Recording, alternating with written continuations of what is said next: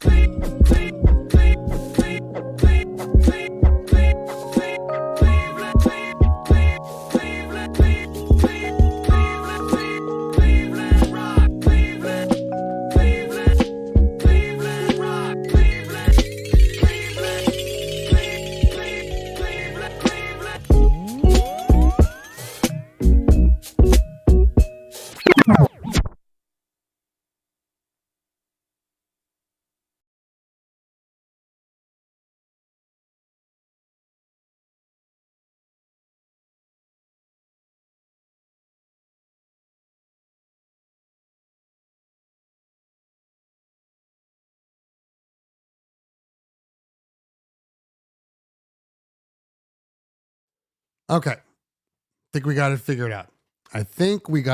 out. That was dumb. That was unnecessarily dumb.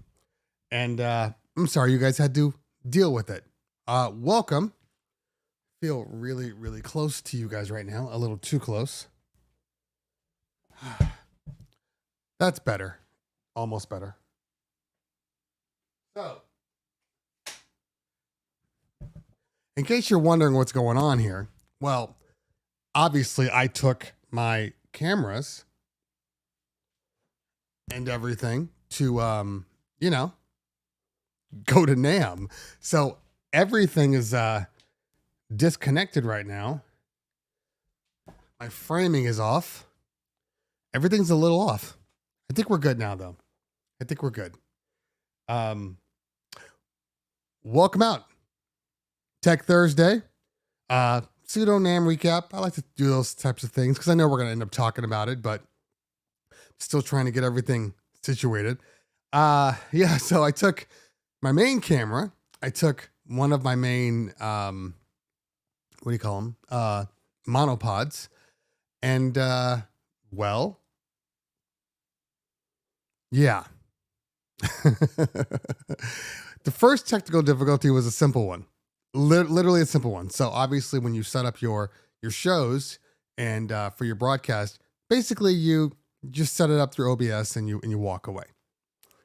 I did it last night. So this morning when I go to turn my streaming on, bam, bam, I go get my coffee. Decaf, by the way. I know you guys know that I don't drink caffeine. I go to get my coffee, and I went to, handle everything, go to the bathroom. These shows can go a long time sometimes. I like to do all these things. Timer's running down. All right, let's go to the intro. And then I look over, and I have no camera sitting here. No camera sitting here. That's not the worst part. The worst part is I don't know where my bag is. I don't know where I put my camera because it was packed away in my camera bag for Namm. And I had a gig yesterday. If you guys follow me on IG, you would know I did have a gig. And when I tell you, we'll get to that in a minute. So that's all set up. I have to go find the camera, set all that up. And then every so often, OBS is like, I hate you. I don't really care what you want. I don't care what you want to do. I'm not going to work. And my camera wasn't registering, even though everything is in the same spot. Literally, I just plugged in my HDMI cord. So we're good now. Oh, we're almost good. We got to change one little thing. One little thing on good old YouTube.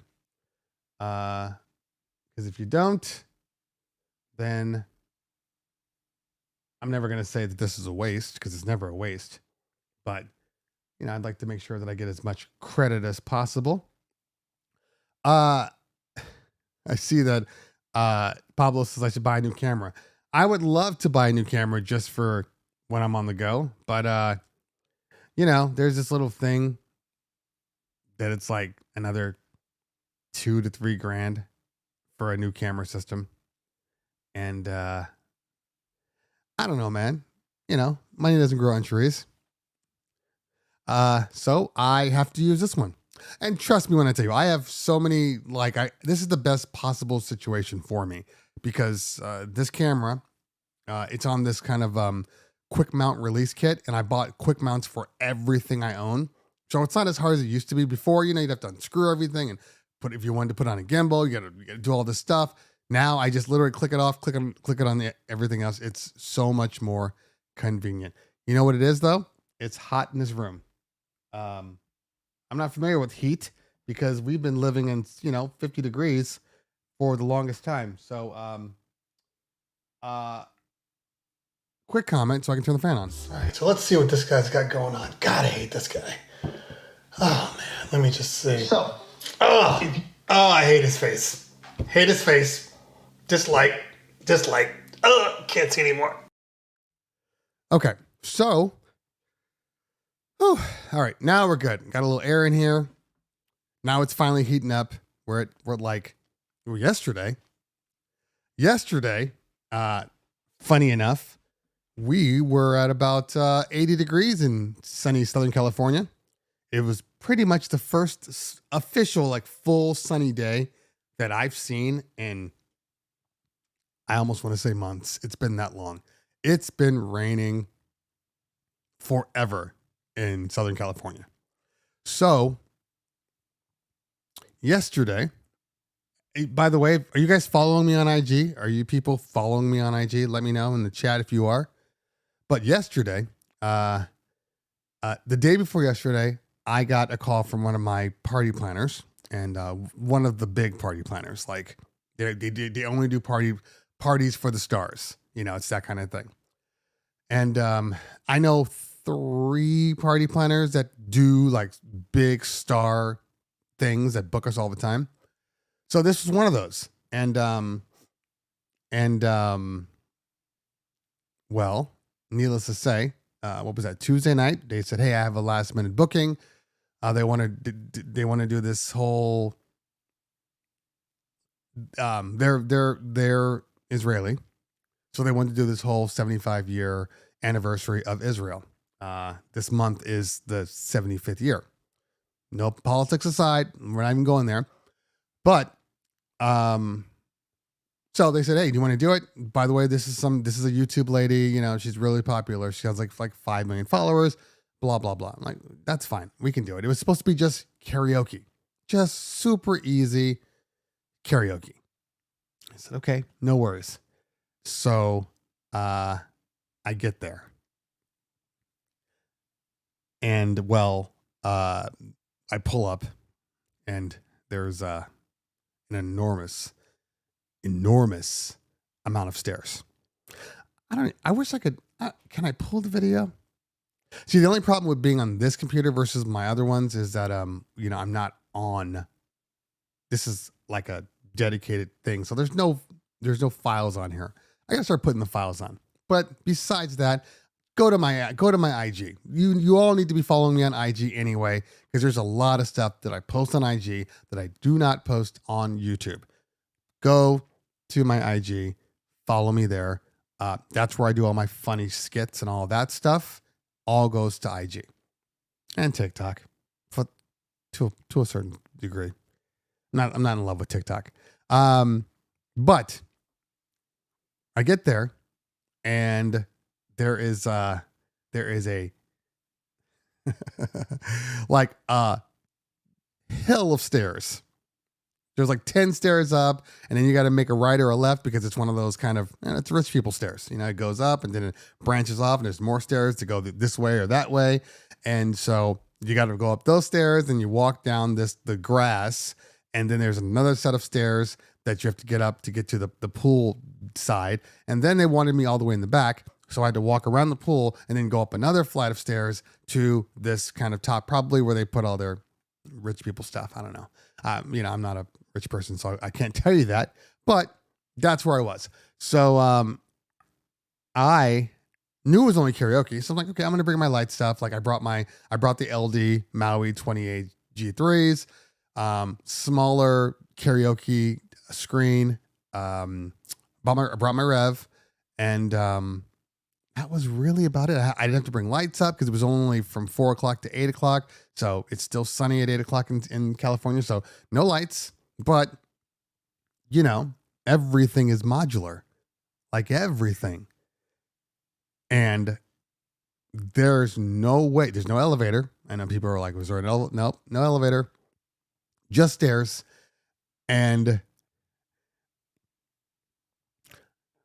I didn't bring my my rock and roller dolly. I just brought a smaller dolly to begin with because, typically speaking, I don't know. It's just my luck, but in the Southern California area, it feels like anytime it's at a residence, no matter what it is, there's never enough room to roll that big cart in.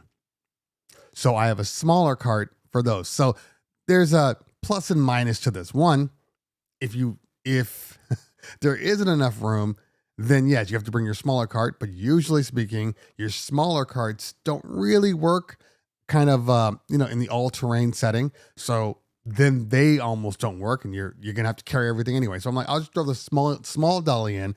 So just in case there is room, great. But if not, I'm not like angry that I just brought my big ass dolly for no reason.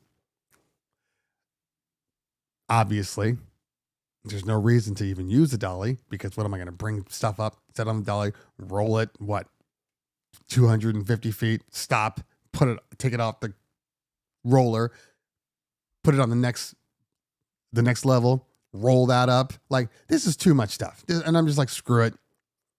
I'm just going to walk everything up. The one thing I will say about LD systems, they are small. They are compact, but my God, they are not light. They are made out of like solid. They're made out of birchwood. They're heavy. The highs, they're heavy. I'm not complaining, but it's just one of those things where you're like, this is much heavier than I thought it would be. So I had to carry up everything one by one, literally. One small sub, another sub, the bag of highs. Now, of course, I didn't realize before that I had hand straps on the LD bags. Like I didn't see that before. Don't ask me why. And so when I left, I put them both on. I literally just like, when you're done with the party and you're like, I want to make as less trips as humanly possible. So you will break your body just to not have to go back up one more time. And that's what I did when I left. So, but when I got there and I set everything up, a couple of things, because I've been seeing this on my IG a lot. Okay. As I went to set up, it's hot. You know, there's no tent. There's no tent. I laugh at the no tent thing because it's a sensitive spot for a lot of people. I have to blow my nose in a minute. It's a sensitive spot for a lot of people. A lot of people are like, oh my God, you have to have a tent. And if you don't have a tent, you're going to bring your own tent. And oh my, am I exaggerating? No. Not if you see the comments that come from my IG post. There was no tent. And I was okay with it. Look, guys, there's a couple of things that I noticed about DJs. And it's funny to me. I laugh at it, but I know it's a real thing. DJs online, just online. I'm not speaking in true like I'm trying to be nice here, but online DJs are the most prima donna people ever. They have so many rules. They have so many clauses in their contracts. They are, if it's not the way I want it, it's not gonna happen. These are the online DJs. And they make me laugh because I don't know about you guys, but for me, there are certain things that come along with the territory. All right. And, I had people, some jokingly, some serious. Hey man, did you, first off, this is always the funniest thing. Here's the funniest thing. Did you ask them about the setup before you arrived? Did you ask them about the load in? I always find out before I get there. And I said, no, they booked it last night and it was booked through an event planner. So most of the information is not gonna happen. Okay. This is just facts of working with large party planners. Okay. They throw parties at you. Sometimes you don't get, a lot of times you don't get all the information. I will continue the story and tell you about all the times the information I did not receive. So, if you get to a place and there are stairs, guess what? Then there are stairs. Like, that's it. There are stairs. There's no, oh man, I didn't charge enough for these stairs. If you didn't charge enough for the stairs, then you didn't charge enough, period. Stairs shouldn't be a part of your negotiating bid. Okay. Now, of course, if it's like, yeah, you know that you got there and it's really like a 2 or 4 man job. That's different. But these are stairs. That's it. Stairs. Does it suck? Absolutely. It absolutely sucks. Is that a part of what we do? Absolutely. Build it into your rate. Drama. Have a drama rate. Just raise it up higher. Look, everybody that runs a business knows that you really should, anytime you put a bid in, the bid should be 10 to 20% higher anyway, just to cover these types of things. For instance, we do events in Southern California, all right? But there are territories in Southern California that are just too far away. Not too far away, but farther than like our normal stuff, right? So let's say, LA, Santa Monica, Culver City, Torrance, San Fernando Valley, moving over to say, Ventura, maybe Camarillo, that kind of stuff. Okay. But then there's Orange County, and then there's San Diego County, and there's, San Bernardino County. And these places are a good, especially with traffic, a good 2 hours away. And a lot of these things, especially San Diego, that stuff can take 4 to 5 hours on a Saturday. Okay. So I have people I send, I get people that drive their own vehicles. That's the kind of stuff I got to pay these people. I'm taking up a lot more of their time than I intended. So I have to pay these people for that.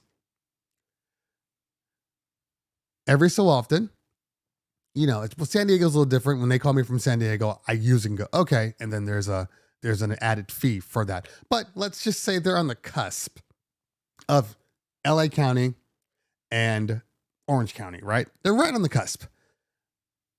Sometimes they book and they don't tell us where it is because they don't know. They're booking us 2 years out. They have no idea where the venue is going to be. They finally get the booking. They finally get the venue. And then when they update their questionnaire and everything, I see it in there. Now, there are two things that I can do. I can say, which I do have built into my contract and the language that says, hey, if your event is operating outside of this area, you may incur additional charges, right? Sometimes I charge them, sometimes I don't. It just depends on how close it is. However, if I don't charge them, then I have built into my invoice incidental stuff. So I'm not losing money when I have to pay somebody a little more to go a little earlier or it's too far. I'm not losing money because I already have that stuff built in to my contract. It feels like everybody wants to they want to come in at the lowest price. And then it's a car salesman mentality, like come in at the lowest price to get them in the door and then start charging them with all these incidentals. So when I get clients that call me and they're like, so is this the price? There's no hidden fees. I'm not going to get anything else after this. I'm like, no, that's the price. Okay. So, and they're frightened because guess what? You DJs do this, you a la carte them. Just come up with a fee that works for what you do. And yes, it might be more for some people, but you don't have this drama, this stress of trying to itemize. Well, I thought you were here, but now you're here. So now I got to charge you more because of this. Like you're looking petty. You're looking petty. And I don't operate in petty. Okay. I operate in a place where people pay for what they asked for. And we both walk away happy. So back to my story. Everybody in IG is, the tents. You got to have a tent. I'm seeing even in the comments right now about the tents, and you got to pay me more from outdoors. I just charge more. Just charge. Outdoor, indoor should not matter. The price is the price. Okay, they're not paying you for sunlight. You're not charging for the amount of heat you're exposed to. You're charging for your talents. So charge for your talents.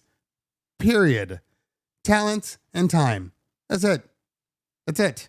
And then if they want to have you bring extra stuff, like I had karaoke, so they charged more for the karaoke. Yes, there was no tent. Am I going to bring my own tent in like people have said before? No. First off, it wouldn't have even fit there. Area is too small. But I'm not bringing my own tent. Now, yes, you must protect your equipment. I understand that. But there are things you can put in place to make sure that some of these things don't happen. For instance, I have an M1 MacBook, and I checked the temperature. The thing didn't go above 65 degrees Celsius the entire time. The fans kicked in more. They were running at like 2,100 RPMs on occasion, but never got close to overheating. Never. Direct sunlight for 5 hours. Nothing.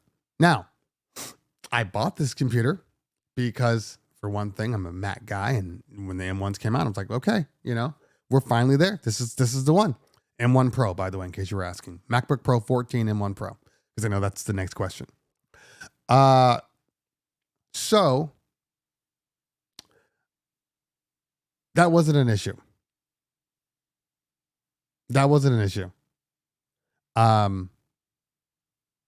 The Rev 7, no issue. You know what had an issue that day? Wasn't my computer. It wasn't my iPad. It was not the Rev 7. It was the phone. The phone was giving me shit the entire time.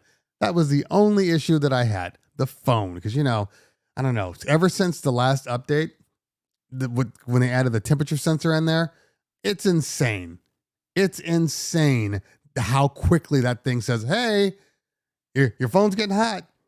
My phone gets hot now. It gives you that warning when I'm charging the battery in my truck. Why? What? Why? They're getting a little too sensitive, trying to preserve everything. Anyway, so the hottest part was the phone and myself, because not only did I have to walk up all those stairs, by the time I was done, I probably walked, well, let's see, 1, 2, 3, 4. Let's say I moved up and down 6 times, 12 times, 60 flights of stairs. Like it was insane. Now, here's the thing. Forgive me for saying this. And a lot of you don't work out enough. First of all, DJs are not lazy. I know that. They just, for whatever reason, don't have a lot of time. So we don't work out. Well, you have to make it a point to work out. A lot of us DJs don't. I have been working out, nowhere near the level that I'm supposed to. Like my normal workout regimen has been totally taxed lately. Just with everything. It's just been just a really busy time. But I have been cycling a lot. Like I said, I have this like fake Peloton that I use. So the leg part, I'm good with. But today, my thighs sore. My back sore. Everything is just sore. My biceps sore. So I'm strangely okay with it, because I didn't get to the gym, and since Namm, so I was like, you know what, I was gonna go today, but I'm like, I haven't been to the gym this week, so gives me a little gym workout. That's it. You know, I always look at the positives. The positives are just as important. And so back to the party planner not telling me anything. And again, she got her stuff last minute also. Okay, so I completely understand. But again, I knew it was this Israeli celebration thing. I knew that, all right? 75 years. I knew that was going to happen. However, what I did not know was, because we live in California, in Southern California, and there's a lot of Jews. It's karaoke. So the thing you don't think about with karaoke is that, well, I'll explain. So I get there, and I start playing some music, and they were filming, because like I said, this is a star. She's like a reality TV star. I'm not saying any more than that. And the guys are like, okay, well, we need you to play. First off, they're like, don't play anything. We're filming, so just kind of hang back. Like, hey, whatever. I get paid no matter what. So what do I care? But then there's always this point where you're just kind of sitting there and you're like, I should be doing something. I should be doing something. Like, I'm sitting here on this chair looking at my phone, looking at Instagram. I should be doing something, right? Like, yeah, but you can't do anything. But I felt like I should be doing something. And then the funny thing about it is, as they're filming and everything, the lady finally goes, hey, are we going to have any music? Are we? What? And automatically,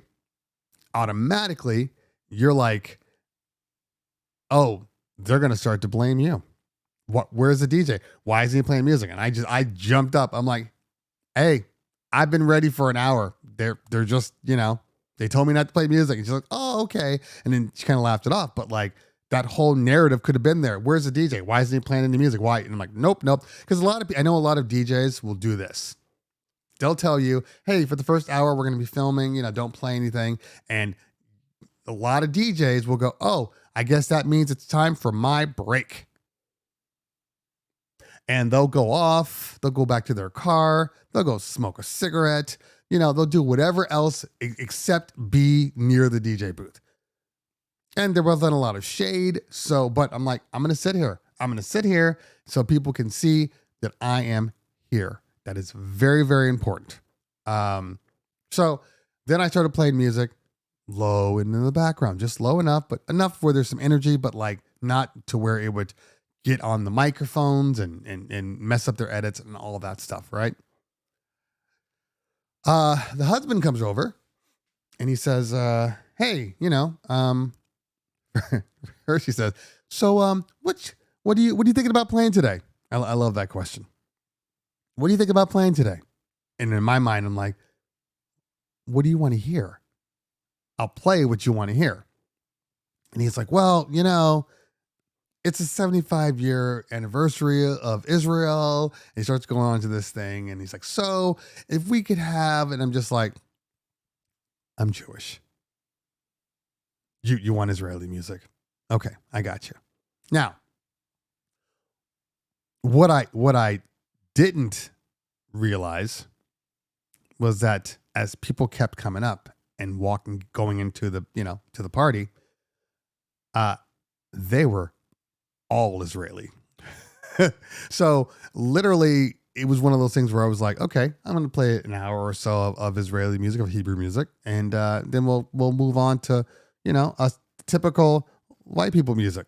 That's just the way it typically works at a lot of the bar mitzvahs we do. Like, we'll have some Israeli music, but the ones that do like pure Israel, like where they're all Israelis, they will book another company.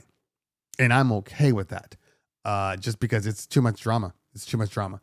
But in this case, they were all Israeli. Now, remember, this is also karaoke. So, I'm playing Israeli music in the background. It's not really a dance party. The bottom line here is it's show footage. It's all for a show.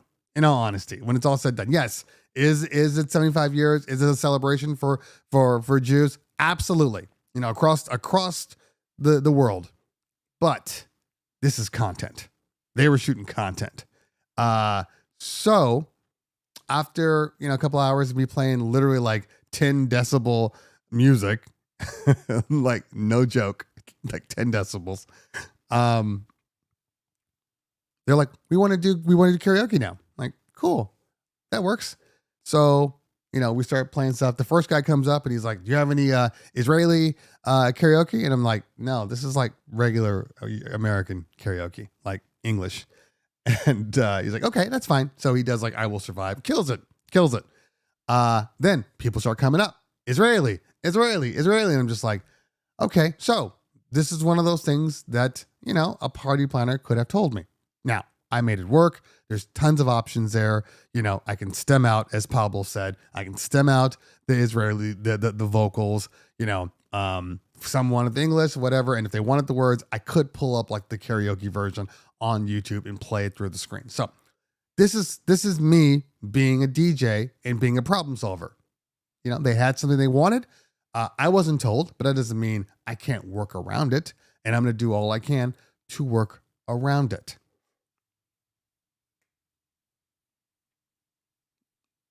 I'm going to tell that story. If I tell that story on IG, online DJs, bro, I would never be in that situation. That's why I always ask all the questions and put it into my questionnaires. And if they don't provide me with the answers, bro, then, well, I'm not doing it. It's not my contract. Bro, dude, you gotta check your contracts, bro. You gotta let them know. Shut up.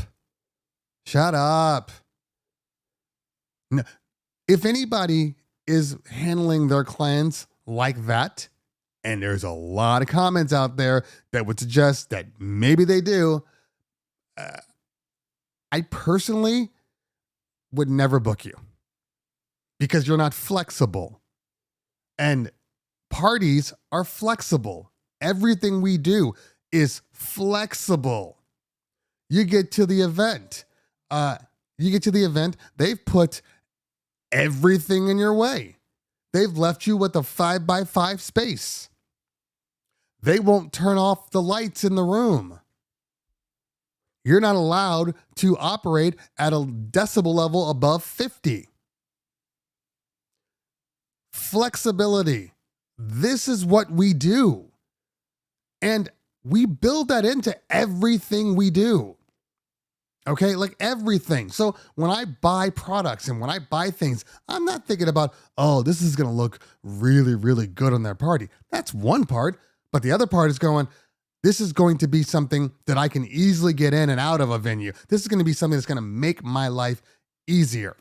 So when a client's like, well, how much space do you need? I'm like, well, we need 10 by 14. And they're like, well, we don't have that space. I said, well, not a problem. I can squeeze down.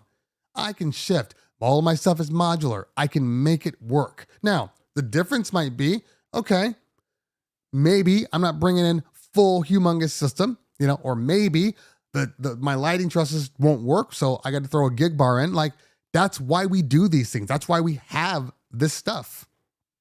So we can make adjustments. It's what we do.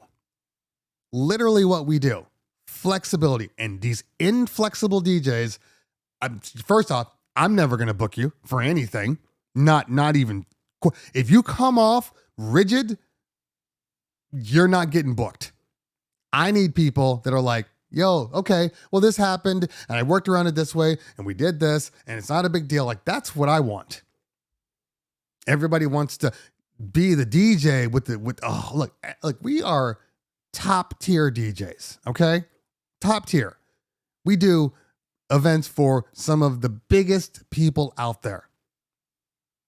You know what they don't want to see? Rigid. Look, this is how we set it up. I just paid $1 million for this event. Make it work. I'm not walking up to a client to just spend all this money. Hey, I just want to let you know that I don't have shut up. Do your job.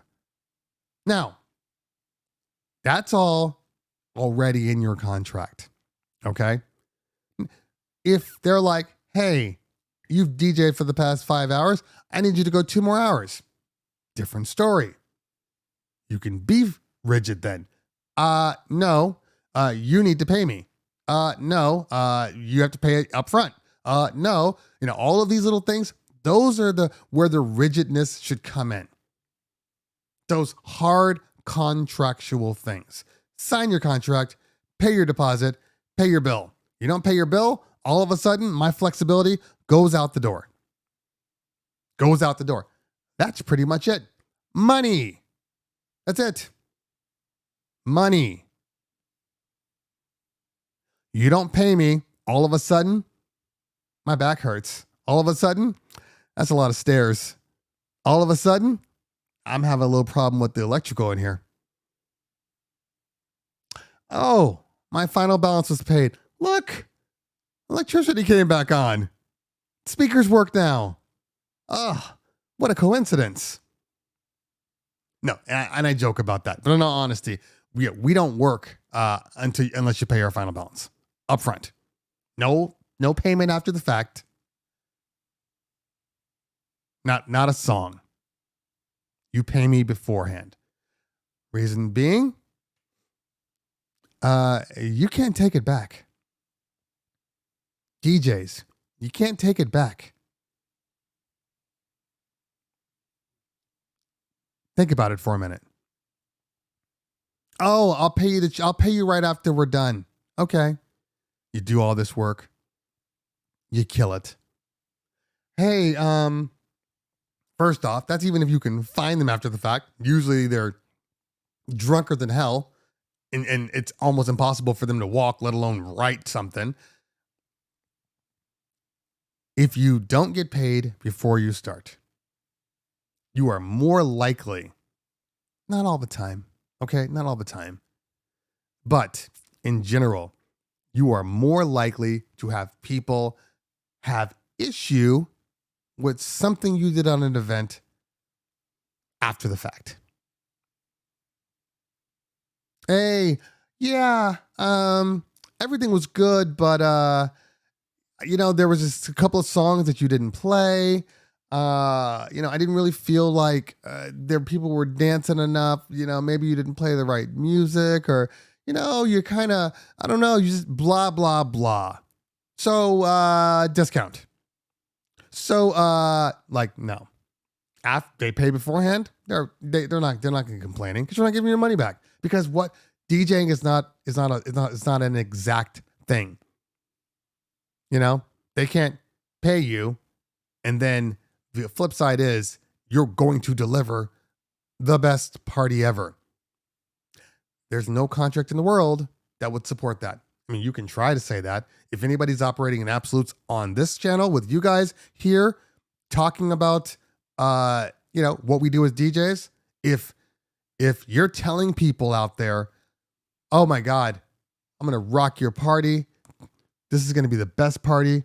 Yes, I guarantee that it's going to be great. You are setting yourselves up for failure. Absolute failure. You can say you're a good DJ. You can say, you've seen my events in the past. We have great parties. You can say all of that. But the most important part you can say is, we're going to do our best. We're going to go out swinging. We're going to try as hard as we can. That's it. That's all you can guarantee. You cannot guarantee the success of their party. Why? Because success is subjective. What you call success may not be what the client feels is successful.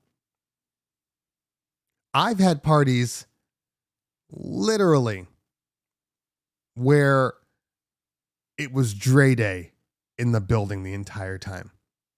Dre Day. Client was like, I really wish you would have played this kind of music more. Now, me as a DJ knows I was playing that music. It wasn't working, right? So you shift a little bit. You're still playing music that's like on their request list, but maybe they wanted you to go somewhere else. And you made a choice, and the party was better because of your decision. But in the client's eyes, I still wish you had played I mean, come on. I've done weddings before where I've gone down with the ship, crashing and burning. Like, okay, you don't want to hear anything that's going to get your people dancing. You only want to hear what you want to hear. Okay, it is what it is. And I go down with the ship. That's when there's communication. Clients like, hey, can you change it up? Hey, you know what? Your people are dancing. You want me to change it up? That's not really going to work. Yes, I still want that music.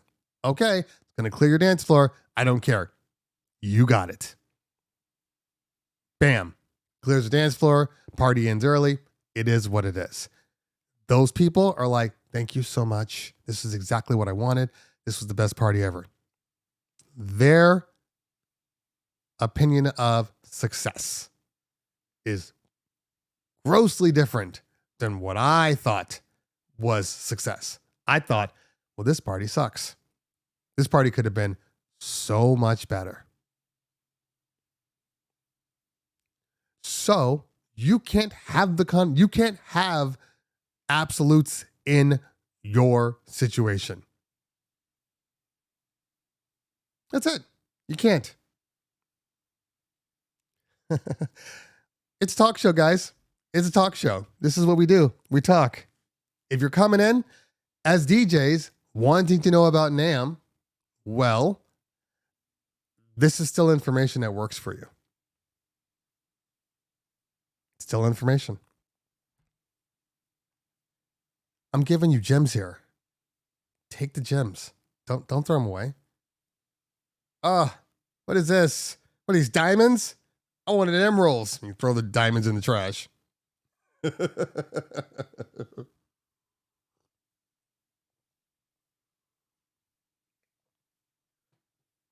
Okay. I should probably say hello to some people. DJ Farns. First, I say hello to my members first. Now, if you look down, there's a little join button right underneath here. That's for my members. Those are for people that support the channel. You know, they give back to the community. They give back to me to say, hey, thank you for taking the time out of your day. We appreciate all of these gems that you are providing. That's what I really appreciate. So I got my members in the house. DJ Farns in the building. What's going on, fam? I did see Ruben in the building. I saw, who else did I see here? You guys are easy to spot because you're in green, so I can see you real easily and answer your questions first.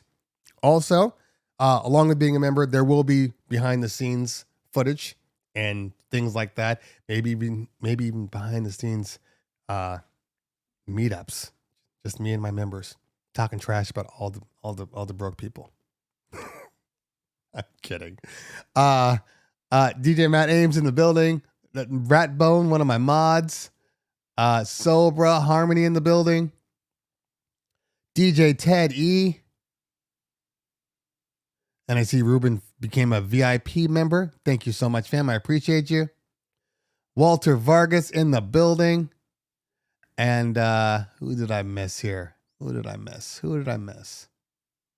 Yeah, I'm trying to get to the point where everybody in this thing was green. I'd like to see everybody be a member. I'd like to see everybody, like we'd all like to see, you know what I'm saying here. But I'd like to see everybody, support the channel. It gives me reason to get up in the mornings and do this show. This is the only show that I do consistently every Thursday. For whatever reason, I struggle with Twitch just because I get busy. Tuesday's a very, very busy day for me because I've worked the weekend. So Monday is like my downtime where I don't want to think about anything. I don't want to do anything. Just leave me the hell alone. And then Tuesday is when all my clients have booked their calls. It's all on Tuesday. So I will spend 7 hours on the phone on Tuesdays. So sometimes on Tuesday mornings when I wake up, I'm just like, I got to talk to so many people. I don't know that I want to talk to anybody else. Anyway, so thank you guys for supporting the channel. I appreciate all of you. And I think there's like Dancing Mark's Dance Floor also in the building. Thanks for hanging out today. Yeah, I think I'm look, I'm nowhere near like, when Twitch was at its heights, but we'll get there. We'll get there over time. I joined because you promised to swipe me a mix on 8. That's another story altogether. You guys all know that I joke about Reloop and whatever the hell's going on there. Like whatever the hell's going on there. Because I don't know. I have tried. I have talked to everybody there. I don't know what's going on. In all honesty. They were going to give me a studio desk though, but unfortunately, I had to I had to leave on Saturday to get to Vegas to do my bar mitzvah. So I couldn't grab it because Saturday was the last day. But I could have got a nice little studio piece. A little annoying, but it is what it is. So obviously the Mix-On 8 is scheduled to come out soon. Now, having said that, it's been scheduled to come out soon for the longest time. Somebody's asking for the join button.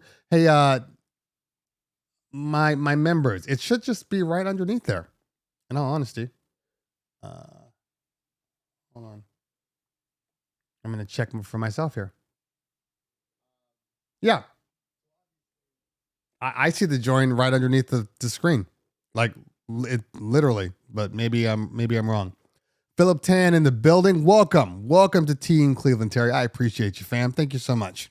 Yeah, the joint should be just sitting there. So I don't know if you're on your phone. I think it's slightly different on your phone. Let's take a look here. All right. Uh,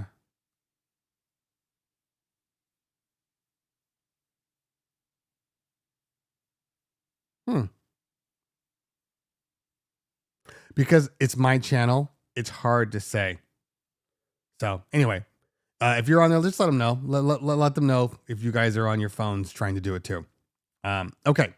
So, uh, where was I going with this, guys? Where was I going with this? Oh, reloop. There we go. So, well, then you guys will just have to, go to the desktop side and handle it. So the next time we do this next Thursday, I see you all on here. On the phone, it says member in green in portrait mode. There you go. So, I'm talking to Reloop because look, I like Reloop. They're good guys. One of their main guys, Nick, he's a really nice guy. And so we chatted up all the time. And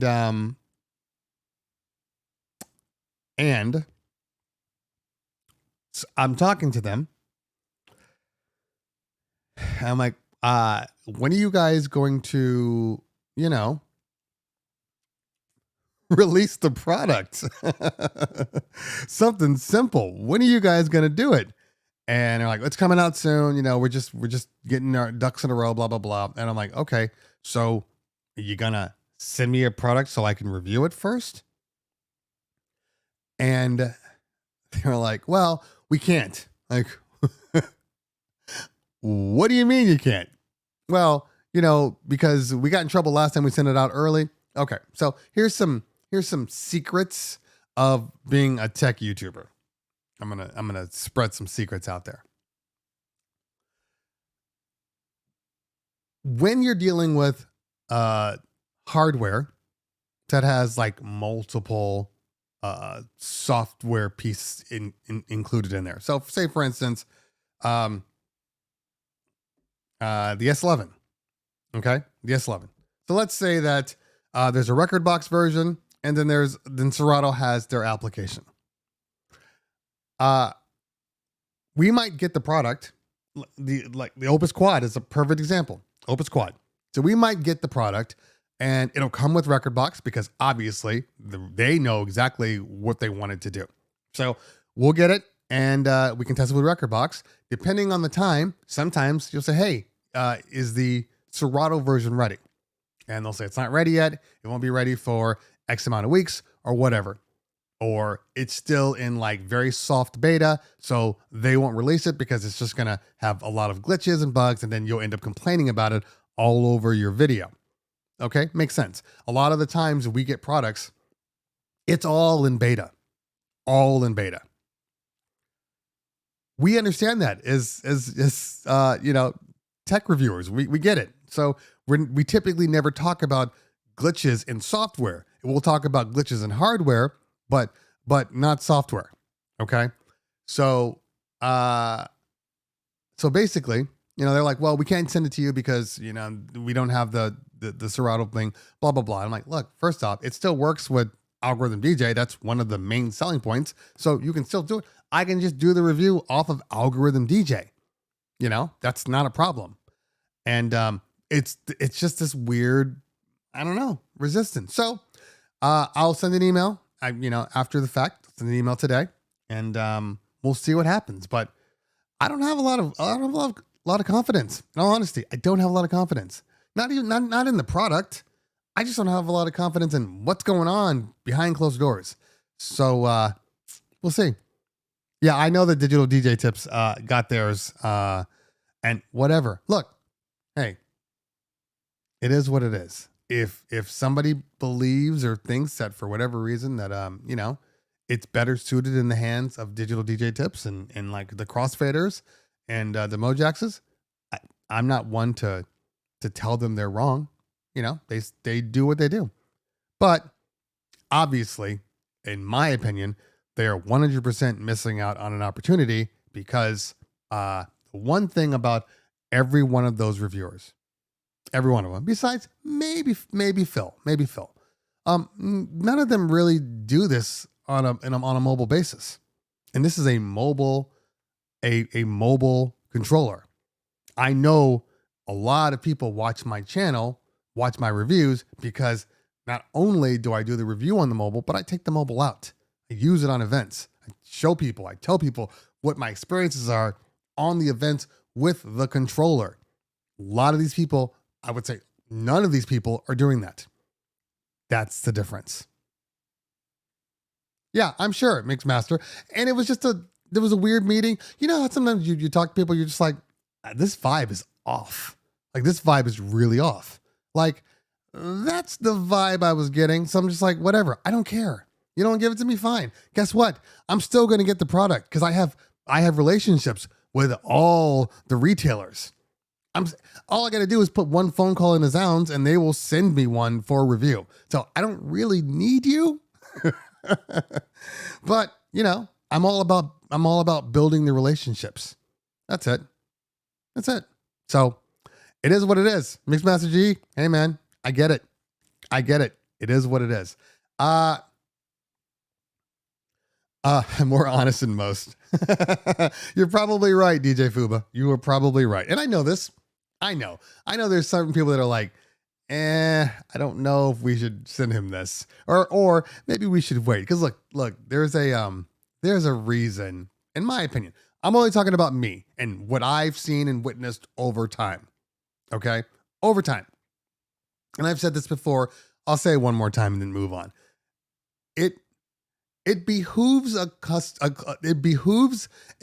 business to have a reviewer have the product the shortest amount of time possible. It's in their best interest. Why? Because you don't get enough time to really find all the issues with them. So when you get it, you can talk about all the great stuff. Oh, it does this and it looks like this. It's so cool. And it does this and does that. Oh my God, blah, blah, blah. You know, and then you send the product back like 3 days later, 4 days later. You never took it out. You never got a chance to really use it, you know, or you do your review and then you don't do a follow-up review.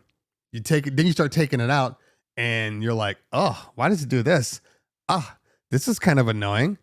Oh my God, this is weird. Like all of these things, but you never did a follow-up review. So the initial review, the people that go to your channel where you're going to get the largest amounts of views, okay, is that embargo date release. You're going to get the maximum amount of views. And you can do a 1 month later or a 5 month later, whatever. And the numbers aren't going to be the same. Because most people have looked at that review and said, okay, perfect. And they've gone on and bought it. Right. And then you start getting messages like, hey, why is this? Hey, why is this? Hey, why is this? And you're like, oh, well, I noticed that after the fact.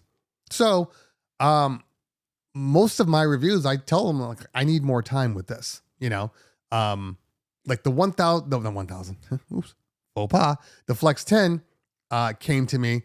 I had to send it back because they needed them for Namm. So a little different situation. I still have my Rain 4 because why? Because, well, you know, In Music was not at Namm again, and they won't be ever again. So they don't have a reason to ask for product back because they don't go to trade shows anymore. Which I think is a horrible, horrible mistake. Horrible mistake. You cannot walk into Namm and see the humongous Pioneer DJ booth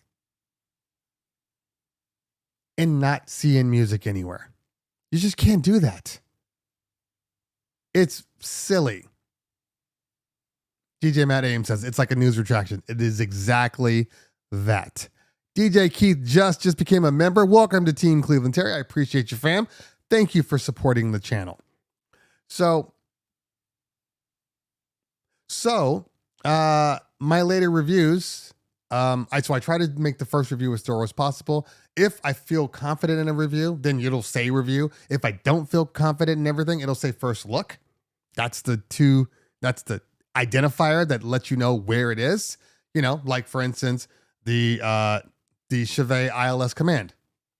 First look. Not a review, first look. So that's how I break it down.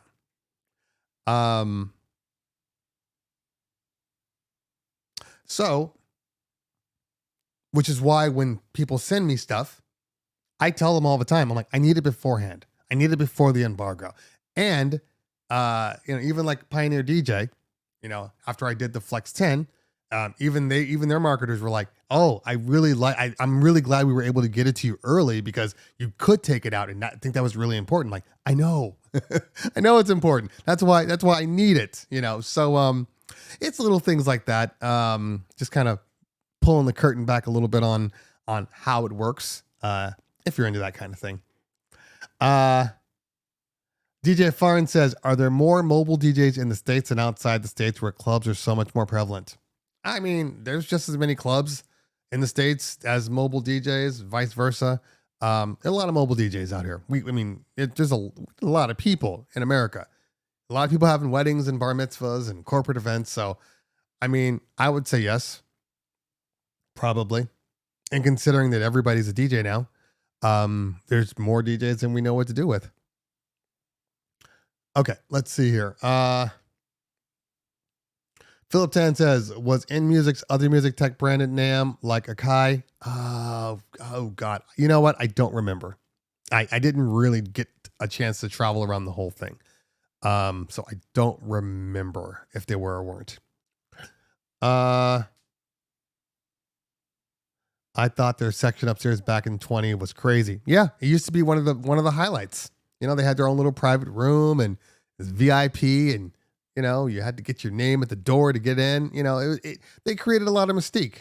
But now nothing. I don't know how anybody. Anyway. Okay.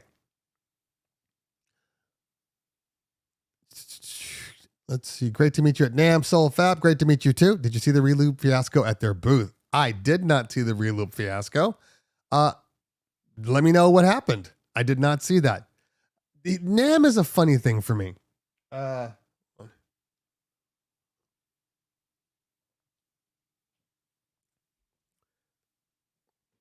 Because of the amount that didn't DJ release anything. No, they weren't at Namm to release anything. No, if there was a release YouTube video on it, if I had something. When I go to Namm, it is difficult to see everything. And because, there's a lot of people that come to see people they like, and me too. I have a lot of people that I only get to see at trade shows.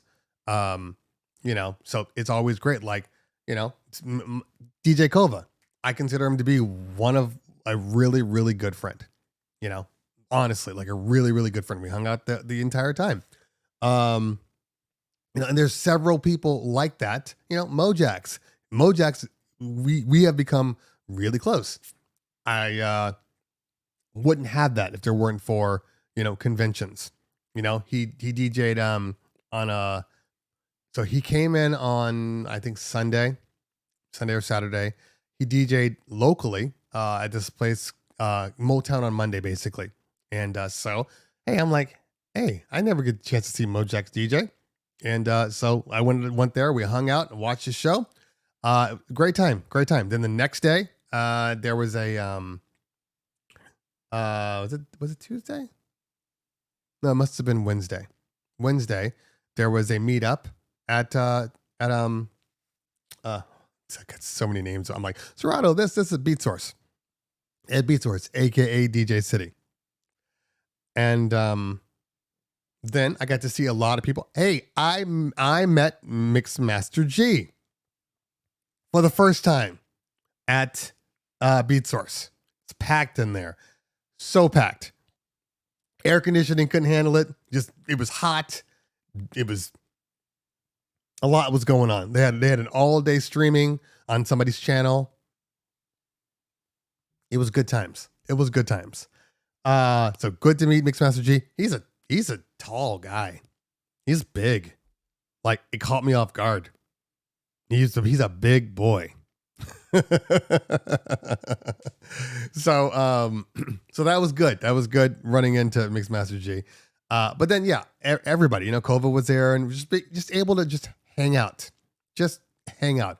And basically, I spent a lot of time just talking to people that, have watched me on these channels and want to watch me, or want to talk to me. I'm all for it. We take pictures. We have a great time. So at Namm, you take like beat swords and then you multiply that, because that's where everybody is. Because beat swords is more like kind of invite only, to a certain extent. But Namm, everybody. So I spent a lot of time talking to a lot of people, talking to people that I want to talk to, all of my favorite people out there. And so it's very busy. So when I get to the DJ area, because it's really just a DJ area at Namm.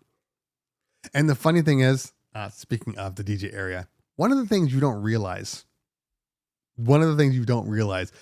and I didn't,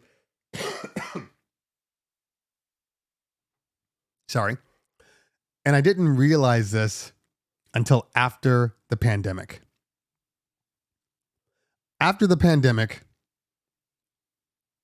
Before the pandemic, 2020 Namm, when you used to go into Namm, you'd walk in and it's at the Anaheim Convention Center, and it is, I guess, like bordered by hotels, right? So there's this long stretch of concrete for the drivers, and then in the middle, there's a full on concrete area. This is where they put the big ass sound stage. Before the soundstage is where they used to have all of their tents. Okay. So that's where you get your reservation, where you pick up your cards and everything. You could go into the hotel too and pick up your card, but that's where you got it. Then you'd walk through the center where the performances were, and then you'd walk into kind of the main doors, right? And then the main doors, when you walk in, the main doors, which you think are the main doors, you move to the right a little bit, and or just kind of go kind of diagonal. You will walk right into the DJ area, right? DJ area is big, not huge, but it's a good size, because you got the DJ area, plus you got all the lighting companies that are right there or right behind them. So it's the case companies, all that stuff. So it's a good size area. But this is the funny thing about it that you don't realize until after the pandemic. Because after the pandemic, the less people have come back for Namm. Less people have come back. And after the pandemic, they started having people go to another side, which was to the left in these doors. And then, they have all the queue. I never get there early enough to have to be in a queue. So I basically walk right up to the little kiosk, and then, you do your thing. And then you walk through where the security guards are, and you walk what feels like forever. Because in reality, they have the DJs as far as possible away. You walk through everything else before you get to the DJ booth. We are the last section, like next to the concession stand. Like, it never clicked. I'm like, ooh, wow, they really put a lot of love into the DJ area. Look at, we're right in the middle. We're not right in the middle. We are at the end. And it's just something you don't think about. Anyway, so once I get into that area, I'm stuck there. I'm legitimately stuck there. Either I'm watching a performance, or I'm talking to people, or I'm taking pictures. That's pretty much, or I'm reviewing product. That's it. And that takes up a lot of time.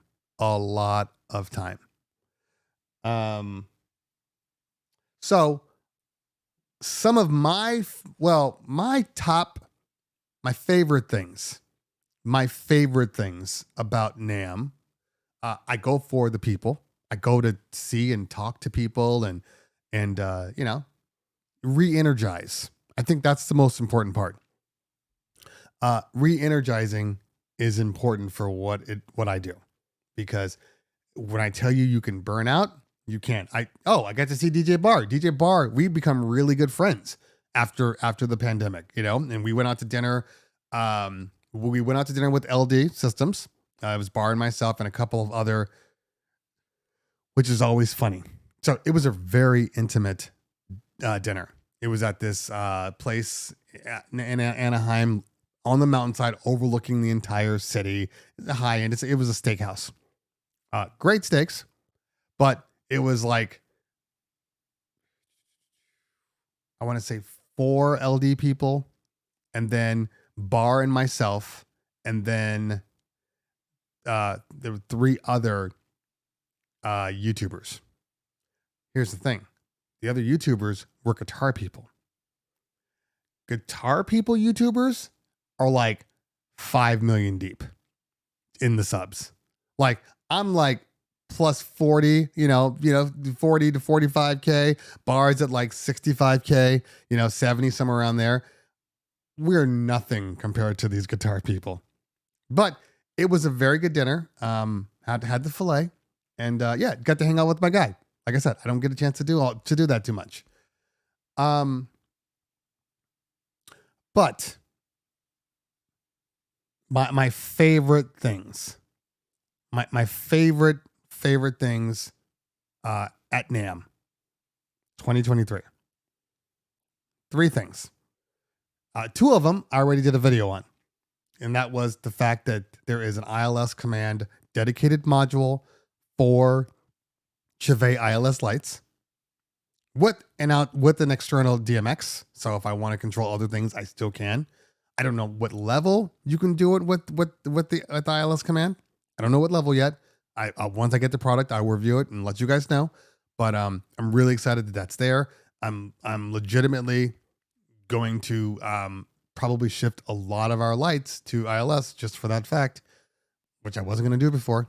But most important from Chauvet was, of course, you guys saw the hard case, the Gig Bar Move hard case, and it fits not just the Gig Bar Move, it fits the Move 2, the Move, just the Gig Bar 2. Like, it fits them all. It's I don't know how they have it, but if you look at it, there's a whole bunch of indentations where it'll fit perfectly.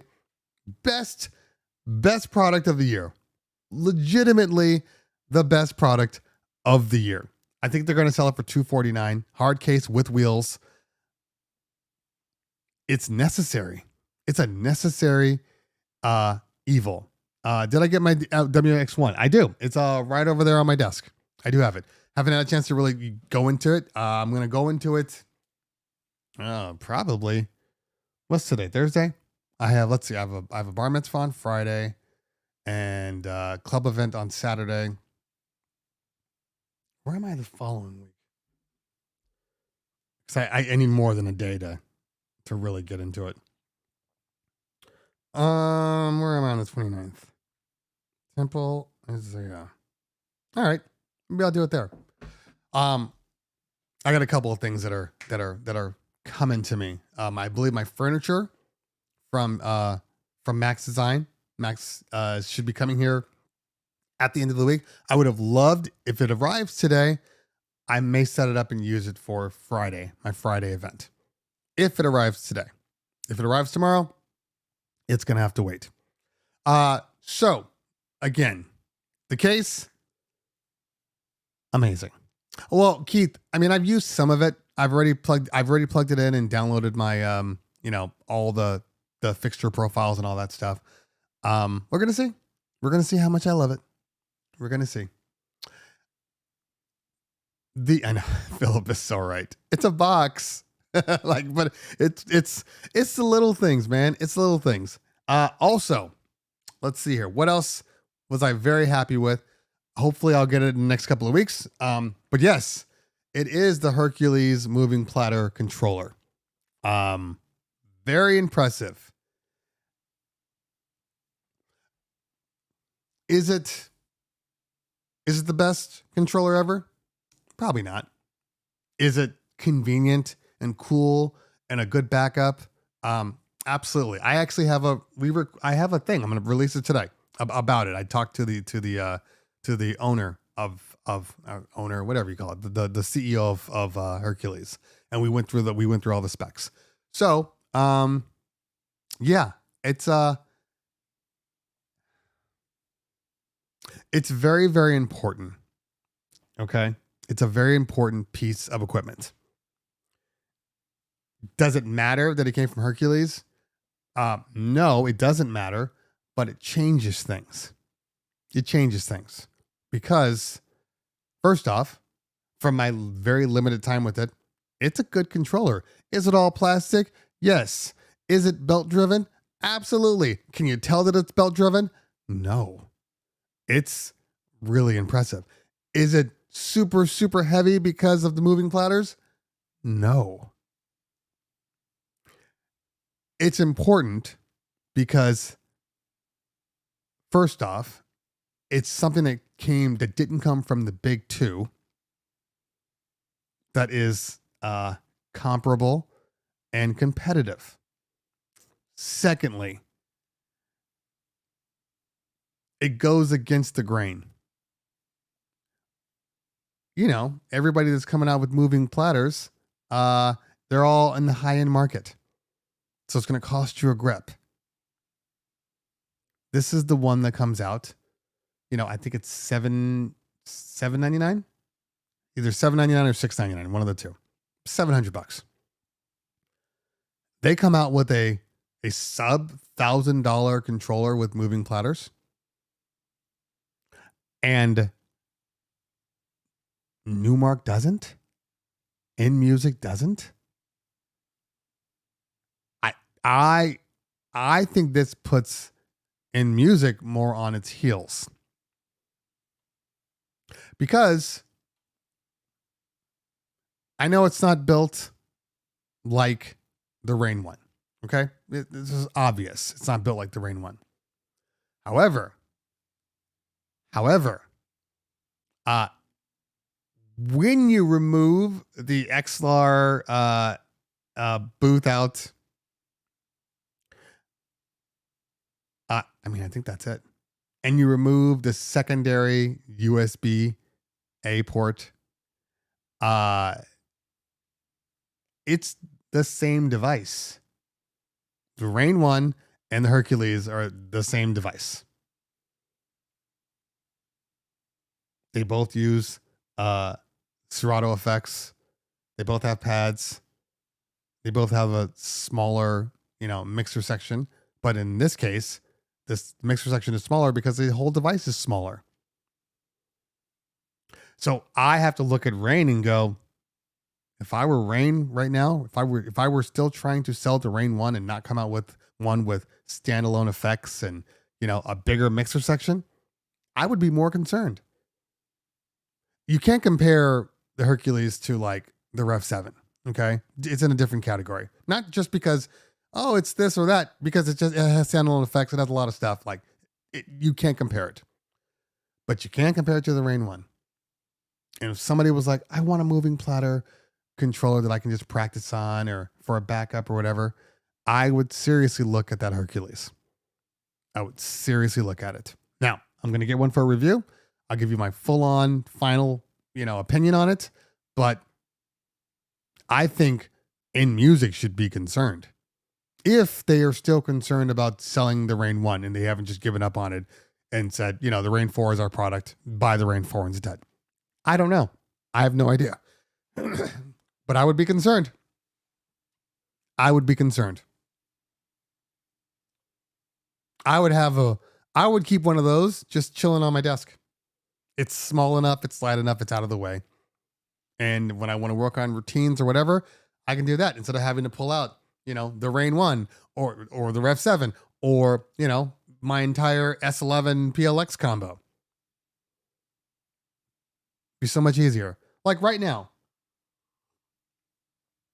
I'm working on sets. I got a show. I got a club gig on Saturday. And I haven't been doing like clubs. Like most of them, either I'm doing like a Latin hybrid club or whatever, but like haven't had to go. So I'm like, oh, I need to make sure like my hip hop is up and all of those things. And because I've been doing so many private parties, I have like not been downloading dirty versions of music. Like I've been only downloading the clean versions, which is kind of a problem. So I had to spend that time, downloading stuff and getting my sets together. And if you want to work on things, this is what I'm dealing with. And it's on my desk, which I don't really want it on my desk. But if I had a smaller one, I'd rock that any day. Any day of the week. Yes, it has paddles. It does. Professor BX in the building. Speaking of guys that I did not get a chance to see, Professor BX.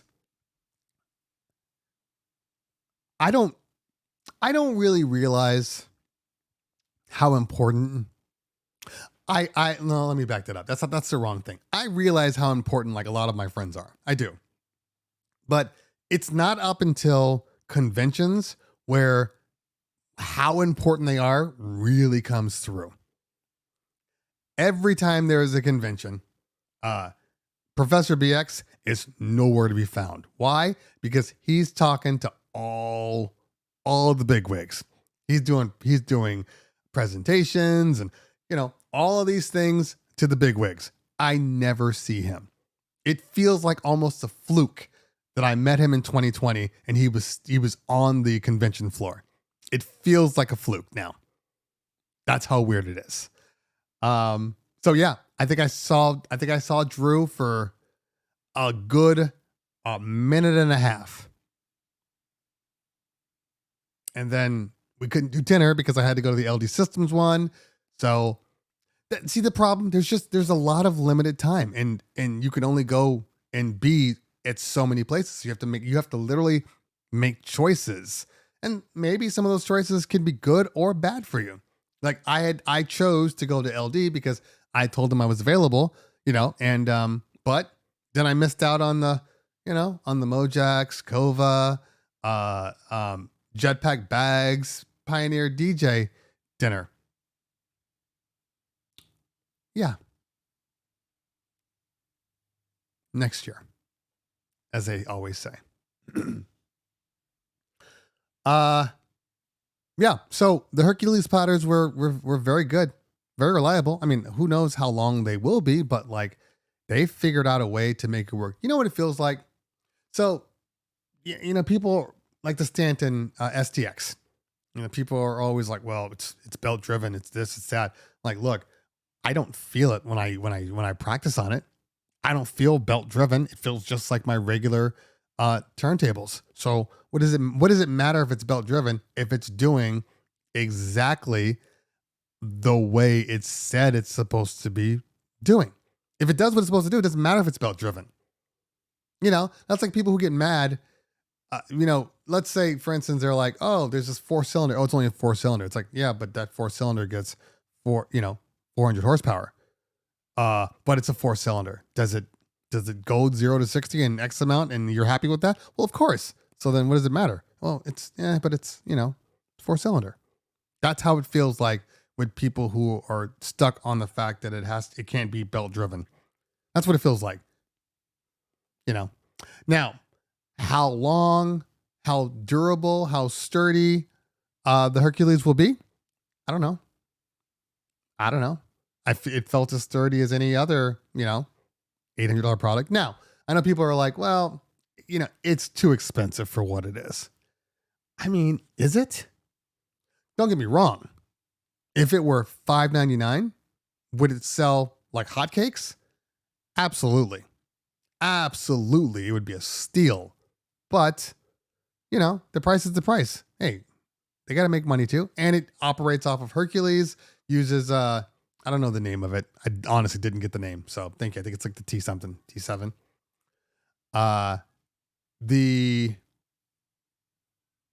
Sorry, I'm hearing my daughter scream because my wife is waking her up because she's a damn diva. She's homeschooled.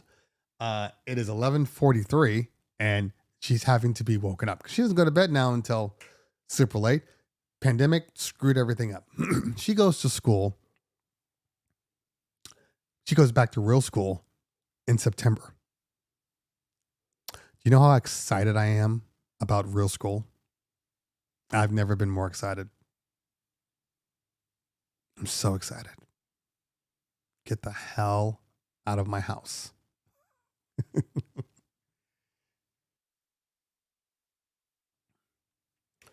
Max XPL says, it's great to see Hercules coming out swinging. My feed exploded with speculation videos of excited DJs doing videos reacting to the product page. Exactly. It's going to be a great product. It's definitely going to be a great product. Kylie says the proposed ship date for Maestro DMX has now been extended to January 1st, 2029.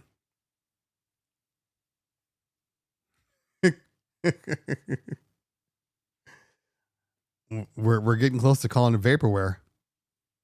We're getting close to calling it vaporware. I'm not saying it's vaporware, but we're getting close. With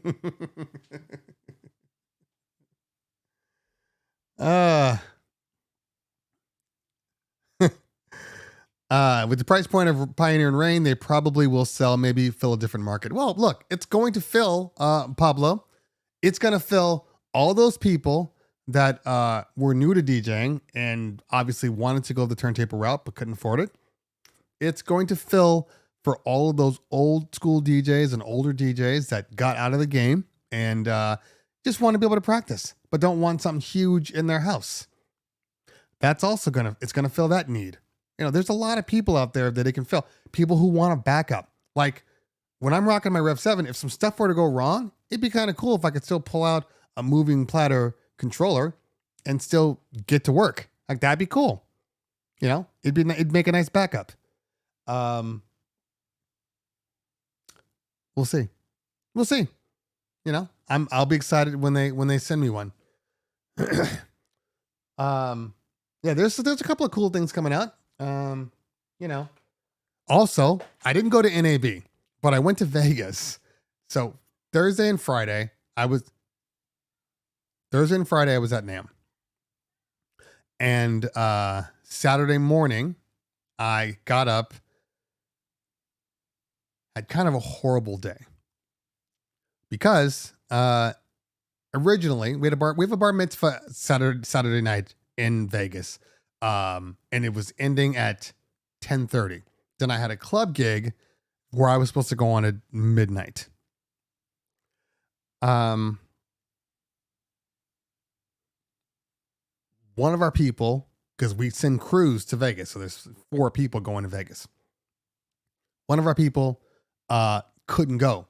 And they told us on Friday, oh, I can't go. Sorry, blah, blah, blah. And they were supposed to come to me. I was going to Uber them to me, and then we were going to drive from there. That didn't happen. So, because of that, my son's also one of our entertainers, you know. So, I called him up. I'm like, I got to drive home, pick you up, and then we're going to drive to Vegas. Now, Saturday morning, when I got up to go pick him up, I just put in my GPS. How long would it take me to get to Vegas from here? It told me 3 hours and 12 minutes. 3 hours and 12 minutes. I put my navigation in to go home. Home was an hour and 50 minutes from Anaheim. And then I got home, picked up my son, put my GPS in again. It told me 4 hours and 45 minutes. So we took which could have been 3 and a half and made it crap. So I was in the car for 7 hours from when I woke up to by the time I got to Vegas. And because we had a hotel, we were booked at Treasure Island. That's where my partner booked it. I got into Vegas at around 3 o'clock. We have people setting up our equipment. So the party didn't start until 6. So I knew if I got there at 4:35, I'd be fine. So I got there at 3:30. So I get to the hotel to try to check in. It's like 4:00 by the time we finally get parked and everything, get around through Vegas and the strip and all that stuff. 4:00. So I go to check in and it says, your room is not ready. Go to the front desk. Huh. Yeah. B-Filt says Treasure Island fancy. Okay. So go to the front desk. Get to the front desk, and the line is like 100 deep. 100 deep. There's a guy off to the side, and I walk up. I'm like, I'm sorry, is that just are those people waiting to check in? And he's like, yeah. It's like, we're really busy. We have like 4 conventions. And I said, well, what time is check-in normally? And they said 3:00. And I said, well, it's 4:00. Like, yeah, well, we'll let you know when it's ready. So they're supposed to email me when the room is ready. Now, remember, I just got there. I was hoping to shower. I was hoping to get changed, whatever. Nothing. So I'm like, well, might as well just go to the venue because I'm not going to sit around here and wait just in case. So we go to the venue and our equipment is being set up and everything. Cool. We work until 10:00. Party ends at 10:30. So I don't have to break down. So I just unplug my computer and take off. Get back to the hotel and go back to the express check-in. Yeah, you're all good. Here's your cards. We go up to the room. Try the cards. They don't work. Now, remember, I have a 12:00 gig. My son is 16, so he's a minor. He can't come with me. So he has to be in the room. 12:00 gig. Fortunately, it's in downtown Vegas. So it's only going to take me 15 minutes to get there. 10 minutes, maybe. 10, 15 minutes. Go downstairs. Go to the front desk. Hey, cards aren't working. Oh, I'm sorry. I don't know what happened. Let me fix it. Gives him new cards. I go upstairs. Try again. Cards don't work again. Now, I know what people are thinking. Well, did you have it by your phone? Did you have it by your AirPods? Did you have... No. In my hand with the receipt. That's it. That's all I had in my hand. Go back down again. I'm like, hey man, my cards are still not working. Really? That's so strange. I'm so sorry. Here, let me give you 2 more cards. I'm going to send a security guard up to make sure you get in the door. Thanks. I go back up. You go back up, try the cards. They don't work. So now we're just sitting at the door waiting for security. Time's ticking. Tick, tick, tick, tick, tick. The security guard finally comes up like 10 minutes later, and it's like 11:55 now. I'm supposed to be on at 12. He comes up. Let me see your card, sir. Like, really? Okay. Do you have a special way of opening doors with my card? This is something you have to go to school for. Like, this is a specialty. So he tries. Obviously, they don't work. He puts in his yellow, open every door card, and it opens up. He goes, huh, well, it works. So something's going on with your cards. And I'm like, yeah, I know. He's looking at me like, well, what did you do? I'm like, nothing. So gets in. We hadn't eaten, by the way. The venue would not feed us, just so you know. One of those weird parties. Anyway, so my son goes in. I'm like, look, my set's only for an hour. If you can't leave the room because the scanner is not working, can't leave the room, so you can't leave and be locked out. They're not going to let you back in because you're not the main person on the account. So just stay, order some food, whatever, and whatever. Just let me know. So I fly over there downtown. I park at the first parking spot I found. Didn't care what it cost, and went in. It was packed. Great night. Great night. Anyway, set was great, even though even though it, I started off fine, but my brain wasn't right. But, when you see that many people at a nightclub, you're kind of already amped, and whatever annoyances or issues you had, are gone immediately. So I went in there, did my thing. It was a great time. Meanwhile, he's texting me, "Hey, I'm just gonna stay. I'm not gonna order anything. Just let me know when you leave, and I'll go." So now I'm like, "Damn, I can't even like hang out at the club because I have to leave like literally." Sorry, literally, I got off the decks, put my computer in my bag, was there for like 3 minutes, and I'm like, "I'm so sorry, man. I gotta go. My son's at the hotel." And they're like, "We get it." So anyway, took off and got food, which took forever also. I'm not done with the story. I don't have my key card because none of them worked. So they're all in the room. And I get to the bottom, and security guard is there. He's like, "Where's your key card, sir?" I'm like, "I don't have my key card. I'm up there for 4031. Well, sir, how are you going to get in your room? Why don't you have a key card?" I'm like, "My key cards don't work. And I spent too long trying to get a key card. So if you could just, do what you got to do to let me in, that'd be great. Do you have your ID?" "Of course I do. Here's my ID." And more security comes up. It's not like a racial thing. I'm not trying to make it like that, because it was a black dude. But the funny thing is, when you get pulled over, maybe this happens to you, but especially when I was younger, like a teenager, you get pulled over, and then automatically there'd be 2 more cop cars pulled in front of you, like you just like robbed a bank. Anyway, so another security guard comes over. "What's going on here? What's going on?" "He doesn't have his card." "Why don't you have your card, sir?" "I don't have my card because the door doesn't work." "Why doesn't the door work, sir?" "Are you sure your card's broken?" "Yes, I'm positive. I've gone to the front desk 3 times." "Well, that's a front desk problem, so you got to go to the front desk." "My cards won't work." My son has already called me and told me that the engineering came up and tried 6 new cards and they didn't work. "So if you don't mind, can you just let me up into my room?" "Well, sir, look, it's our policy that you have to have your card." "Yes, I understand that, but I know that you can also call it up and check it. Here's my ID. Please finish it." And then they're just giving me attitude. I'm like, I'm so done with this shit. I literally I'm like, I'll never come to this fucking place again. Like, I'm tired. My 16-year-old son is up in the room locked in because he can't go out because your stupid hotel doesn't work. Let me up there.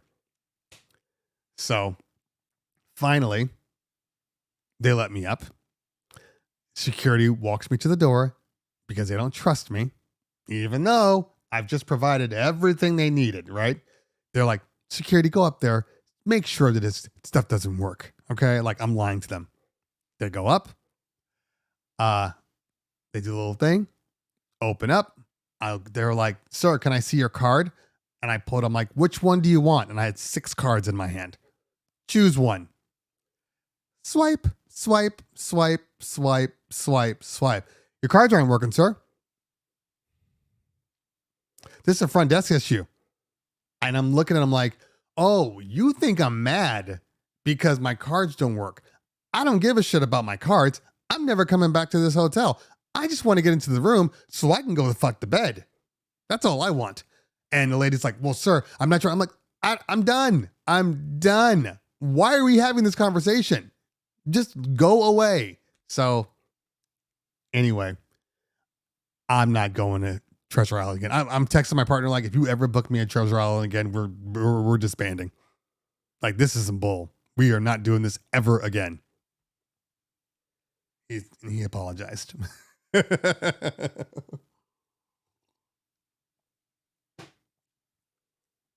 So NAB was the following day. I was so tired and annoyed. All the drama, all the driving. I signed us up, and I signed my son up. I'm like, "Hey, you want to just go to NAB real quick? It's like right across the street. Anaheim, Las Vegas Convention Center is like right there." So we get in the car, we start driving there. We go to park, and I kid you not, the setup and the the parking was so stupid. I had absolutely no patience. I was like, I'm not going. The first time I pulled into the parking and they're doing this thing over there, keep going. And I finally get to the last guy and he's looking at me like this, pointing to the exit. Like, where's the parking? Oh, sir, I think the parking lot is full. You think? Okay. The other parking lot is on this street and doesn't tell me how to get there or anything. So I just pulled out and I said, we're going home. We're going home. I'm done. But had I gone to NAB, this guy like here, this is the Rodecaster Pro. They just released like 2 new products. A smaller one, which is just a 2-channel, and then like a streaming one, which looks like a little box, like almost like one of those reloop box. Remember those rectangles? Like kind of cool stuff. I'm sad I missed that. But there is a Rodecaster Pro competitor that's coming out very soon that I think might be it might be the best Rodecaster style product to come out. I truly believe that. And I've had all of them. Rodecaster, which I'm using right now, the Mixcast from Tascam, which I think is still a great product. And then another one that's coming out. Now, the one thing that both of these don't have, and I'm a little annoyed, but the worst part of the Rodecaster is no headphone jack in the front. The Mixcast has a headphone jack in the front.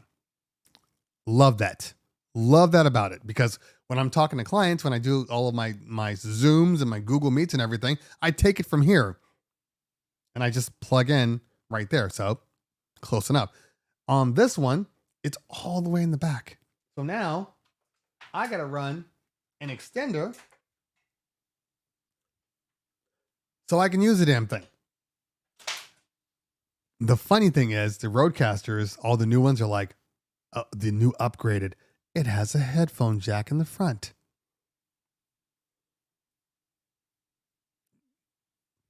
Anyway, Darrell, I'm glad I can help. Look, I'm assuming that my story time is also one of the reasons that you guys hang out. It can't be just to talk about facts. I gotta assume that you like story time. Darrell says, nobody gonna beat Rode. They did their homework. No, they didn't. No, they didn't, Darrell. No, look, I like the Rodecaster Pro. I do. This is the Pro 2. I like it, but there's some glaring weaknesses about it. First off, screen, trash screen. In all honesty, it's hard to see things. The buttons, it's very compact, so you don't really get a feel about where you are. The lack of headphone jack in the front, it feels cheap. The faders, they're better, but they don't feel as good as like the Mixcast. There's a lot of little things. I do like the dual USB. I think that's great. But in all honesty, when I look at like the Rodecaster and the Mixcast, I think the Mixcast has a better sound to it. In all honesty, I think that they try to dumb down the system, but with the Mixcast, all I got to do is turn it on, and I didn't have to do anything but maybe change my noise gate a little bit, maybe. This one, you got to tweak everything. And again, it's good. I'm not saying it's not good. And I love the fact that you can do actual line inputs, so I can really DJ with it if I want. You really can't do that with the Mixcast because it only has mono inputs. But there's actual stereo links to these. So that's good. When I tell you that the new one that's coming out is probably going to beat it, I mean it. Now, it's a little bigger. That's the one thing I will say that maybe goes against it, is it's a little bigger. But I think the reason why the Rodecaster, the two new ones they have coming out, which is a 2-channel version and the smaller one, is because it's not battery powered. How do you come out with this thing and it not be battery powered? It's little things like that. Like, you should have that option on any type of like podcasting device. Should come with the ability to run it battery powered. Just facts. Okay. But I still like it. And I still have a use for it. I went from literally having one Rodecaster style thing, podcaster mixer, to I'm going to end up with like 3 or 4. Now I got to figure out where to put things. But the good news is, since I have my office now, you guys know this. We finally got our office back a couple months ago, and I'm going to start doing more stuff there too.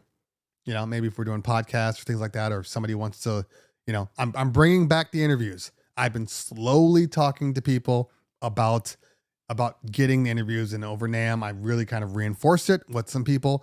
So the interviews are coming back. I don't know exactly how and in what capacity, but the interviews are coming back. That would be a nice middle area, you know, a studio in the valley. So that's where I'll probably put whichever one I don't love. I'll put there. Anyway, because again, none of them are deal breakers. They all work. You know, they all do a good job, but some are just better than others. And there's like good things on all of them. And I just want to combine them into one. Like even the one that I just saw where it was like, oh, that's amazing. They didn't have a headphone jack on the front. And if that was the first thing I said, where's the headphone jack? Oh, that'd be a good idea. Yes, it would be. Do you guys focus group anything?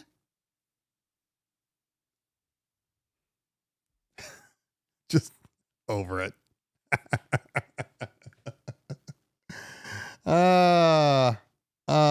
Man. Paul said, what's up with not being able to add BeatSource tracks in Serato crates? Nothing. It's a Serato issue. Serato, you can't add any streaming tracks to your crates. That's always been a weak point. If you noticed, or maybe you did notice because maybe you only use BeatSource, you also can't have multiple streaming companies or sources at the same time. You can only do one streaming service at a time on Serato. Like I said, Serato is the one that I love. The relationship, the abusive relationship. You know, that's one of those beatings. I don't know when they're going to finally update their stuff. I know they're doing it. I know they're working on it. I just don't know when it's coming out. But when it does, will it be the best possible thing in the world? Yes. Because I appreciate all applications. And it frustrates me. I don't delete any old videos, by the way, guys. This is the frustrating part. I don't remove any old videos. The video I started with, my first video, is still up on my channel. One video in particular that I still get comments on all the damn time is my record box versus Serato versus virtual DJ video. To this day, that video is like 5 years old. To this day, I still get people, and this is the funny thing, I still get people that are like, you don't know what you're talking about, man, and I follow your channel. I watch your stuff. You give good reviews, but this is a bad take. This is wrong. You know that there's a newer version of Virtual DJ. I'm like, you know this video is 4 years old, right? You know that if you watch my other videos, I've done tons of videos on Virtual DJ saying how good it is, saying how great the stems sound. I've done all these things.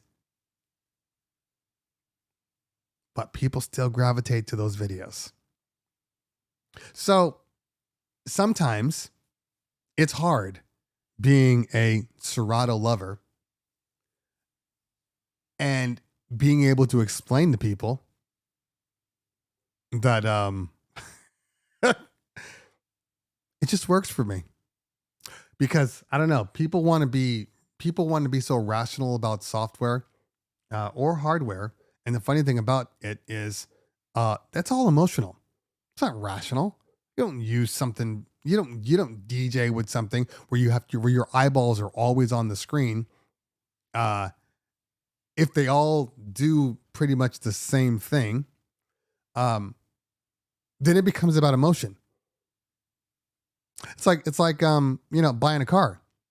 You might have 3 or 4 cars that are good, right? They're good.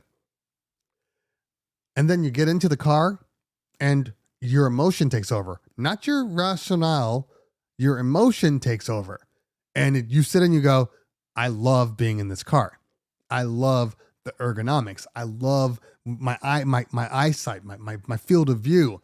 I love the knobs or how easy it is to get to things. Like all of these things, these are emotional choices. The car still gets you from point A to point B. They will all get you there. But something about the way it looks, something about the way it feels just resonates more with you.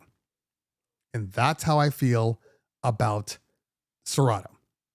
I know 100% that there's plenty of software out there that is amazing. It does a lot of things that Serato doesn't do. I know this, but a couple of things. One, a lot of the things that they do, maybe they don't interest me. So I don't care how powerful something is if I'm not using that power. It just doesn't make sense. So for me, there are little things. One thing in particular,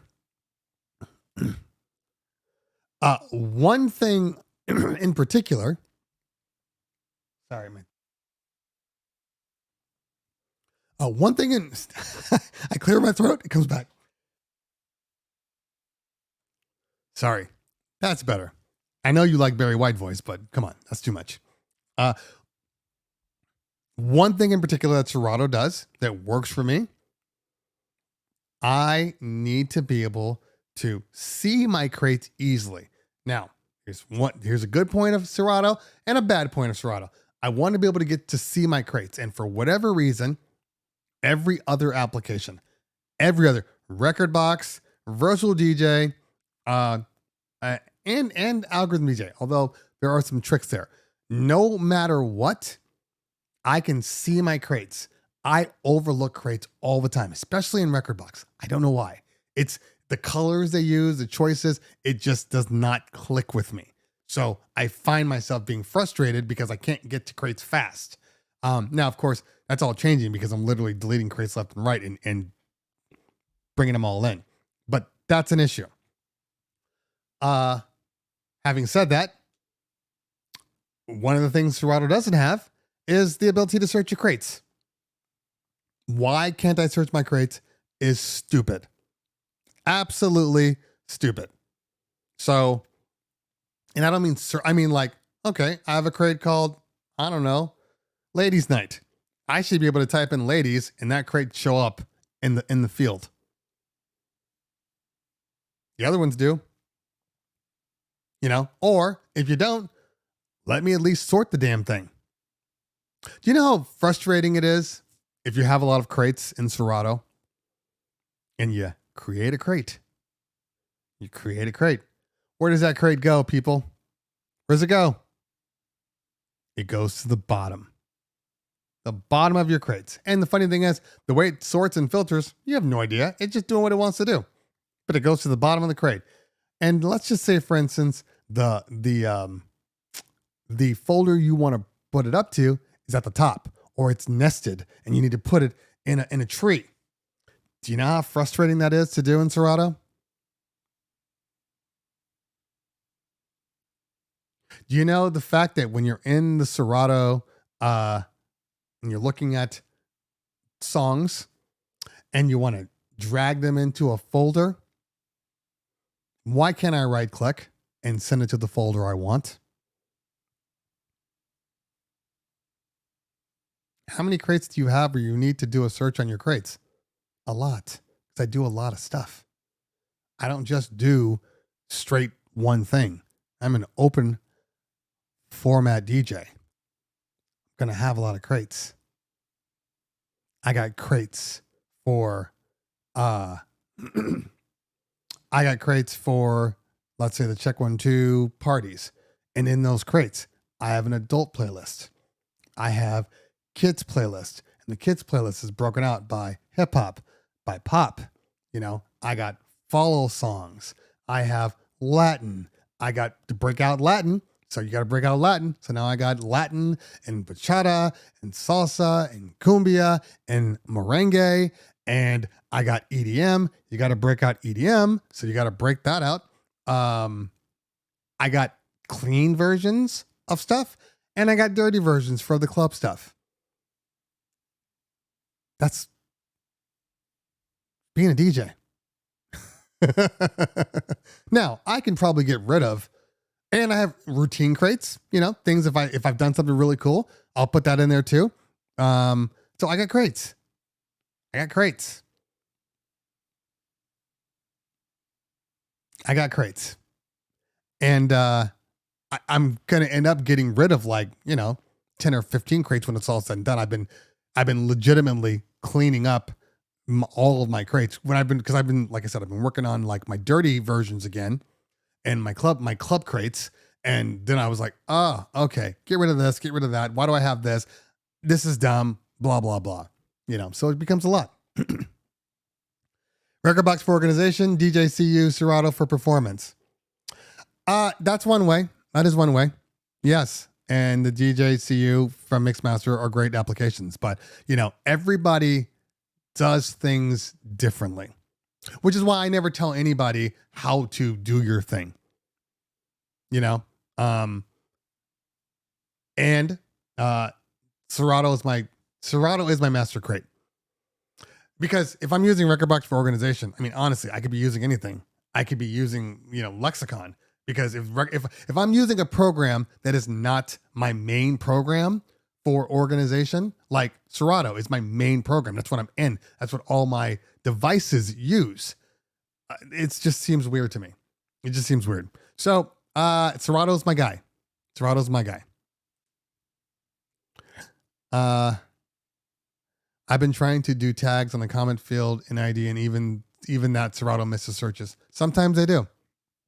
DJ Majestic says, I wish Record Box stems were easier to set up.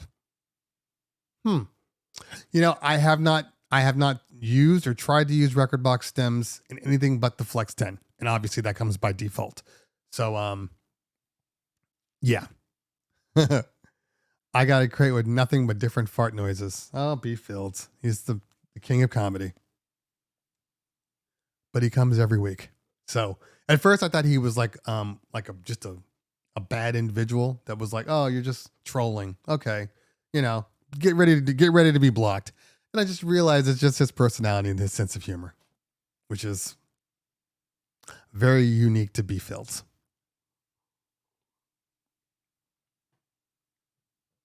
Okay. Patrick, they have a global search in Serato. A lot of people don't know that because they think that a lot of people are using like Control F, and then I know Command F will search everything in all of your crates. Command F. But then if you do, I think it's Option F, you can search just in that crate. So there is a global search, which is one of the things that drives me nuts in Algorithm DJ, because their search is defaults to search the playlist and not search global. But I don't really need to search my playlist because I know my playlist. I just want to know, I need to find a song. That's the whole point. So a little bit, but I did get the chance to use DJ with the iPad with the Rev 7. I'm going to have to, because I got too many programs coming lately if the Mixon shows up at my house at any point. we'll be able to, I will need that. So we'll see. Okay. Clayton says, looking to upgrade from the SX3. Want to keep 4-channel and Serato. What do you recommend?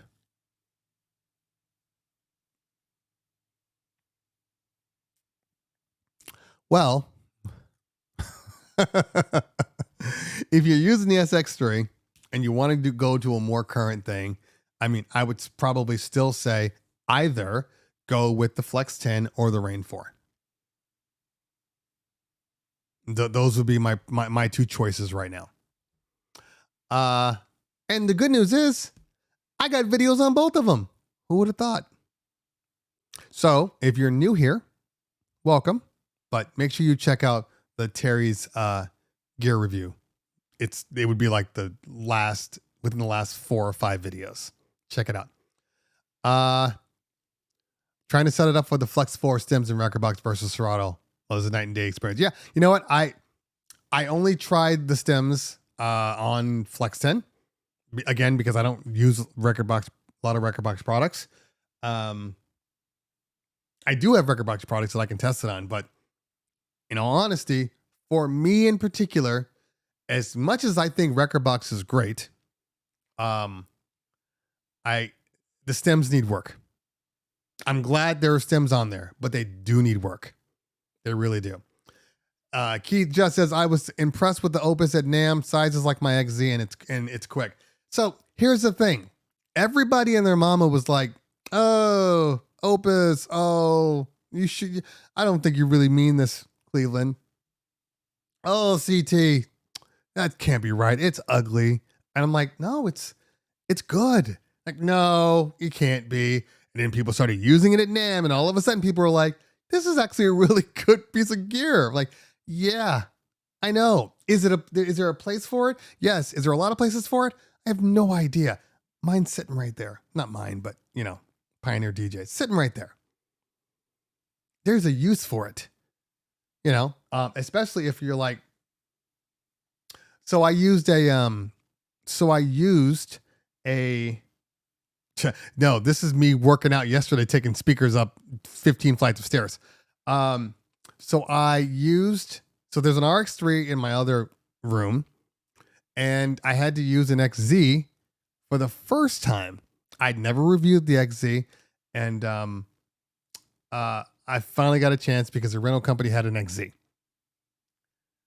It's a fine product, but once you start using newer stuff, the XZ feels old.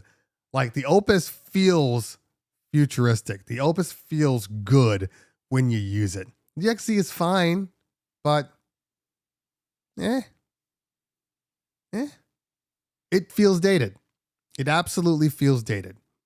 The RX3 definitely, just from a software standpoint, feels considerably better, and the options are better. And the Opus, even though the Opus is not the XZ replacement, clearly we know what's going to happen with the XZ. And if it's anything like the Opus, I think it's going to be a really good product, in all honesty.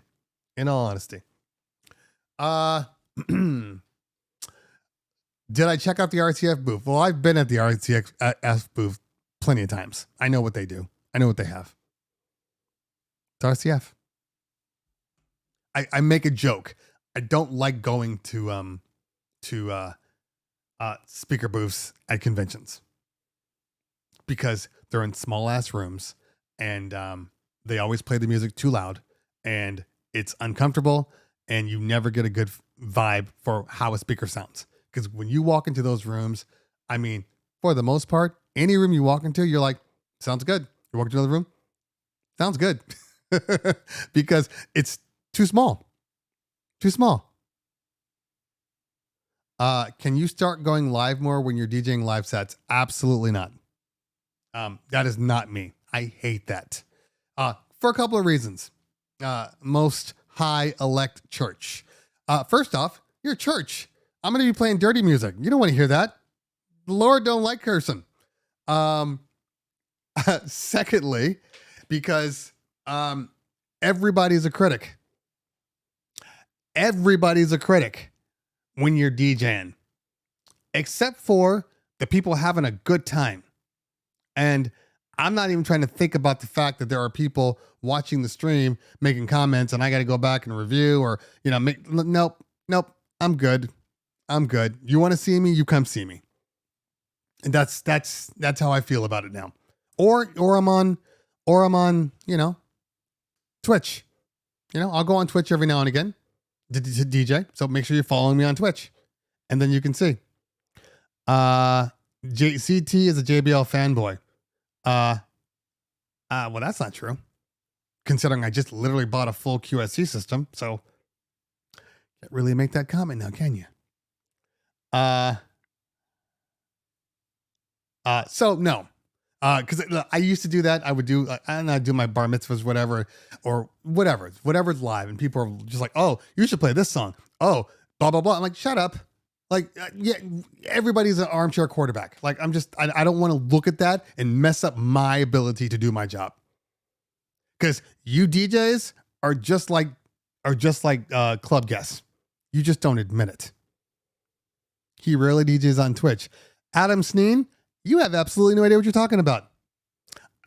Literally 2 weeks ago, I have been DJing on Twitch probably at least once a week. In some cases, twice. When I've gotten new gear, I always DJ on Twitch to do my reviews. So you're not getting my notifications. And I delete my feeds after the fact because you can't use them anyway. So that's probably what you are experiencing. Because I am on there. And people know. Back to what I was saying. Yeah, you DJs are worse because club goers will hold up a Play Bad Bunny sign. You guys are doing the same thing. Oh, I would have played this song instead. Oh, I would have done this. You know what goes well with this one? Oh, this blah blah. You guys are just as bad. So why would I have a stream going? Just so I can read that later on. Nope.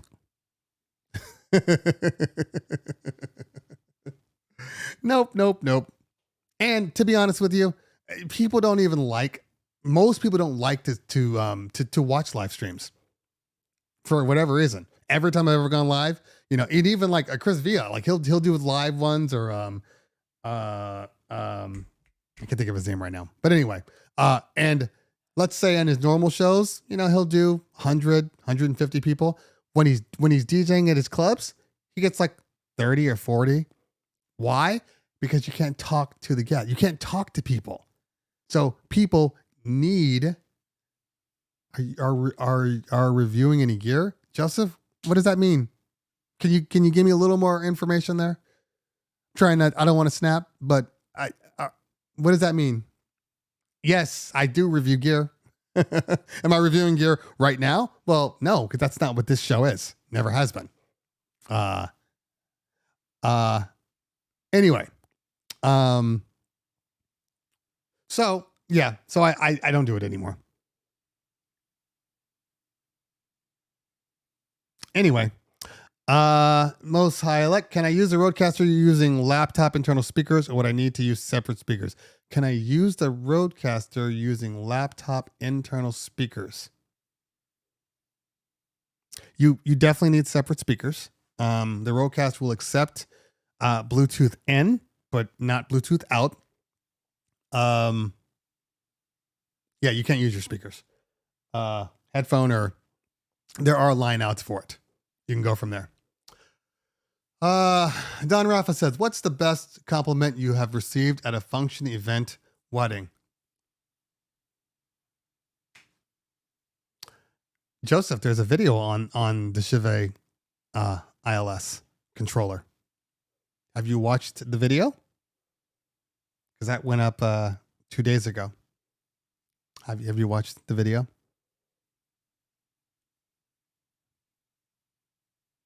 Just wondering. I feel like you haven't watched the video. We're friends, Joseph. So I'm just trying to figure out, Joseph. Have you watched the video? You can be honest with me. We're friends. If you didn't watch it, it's cool.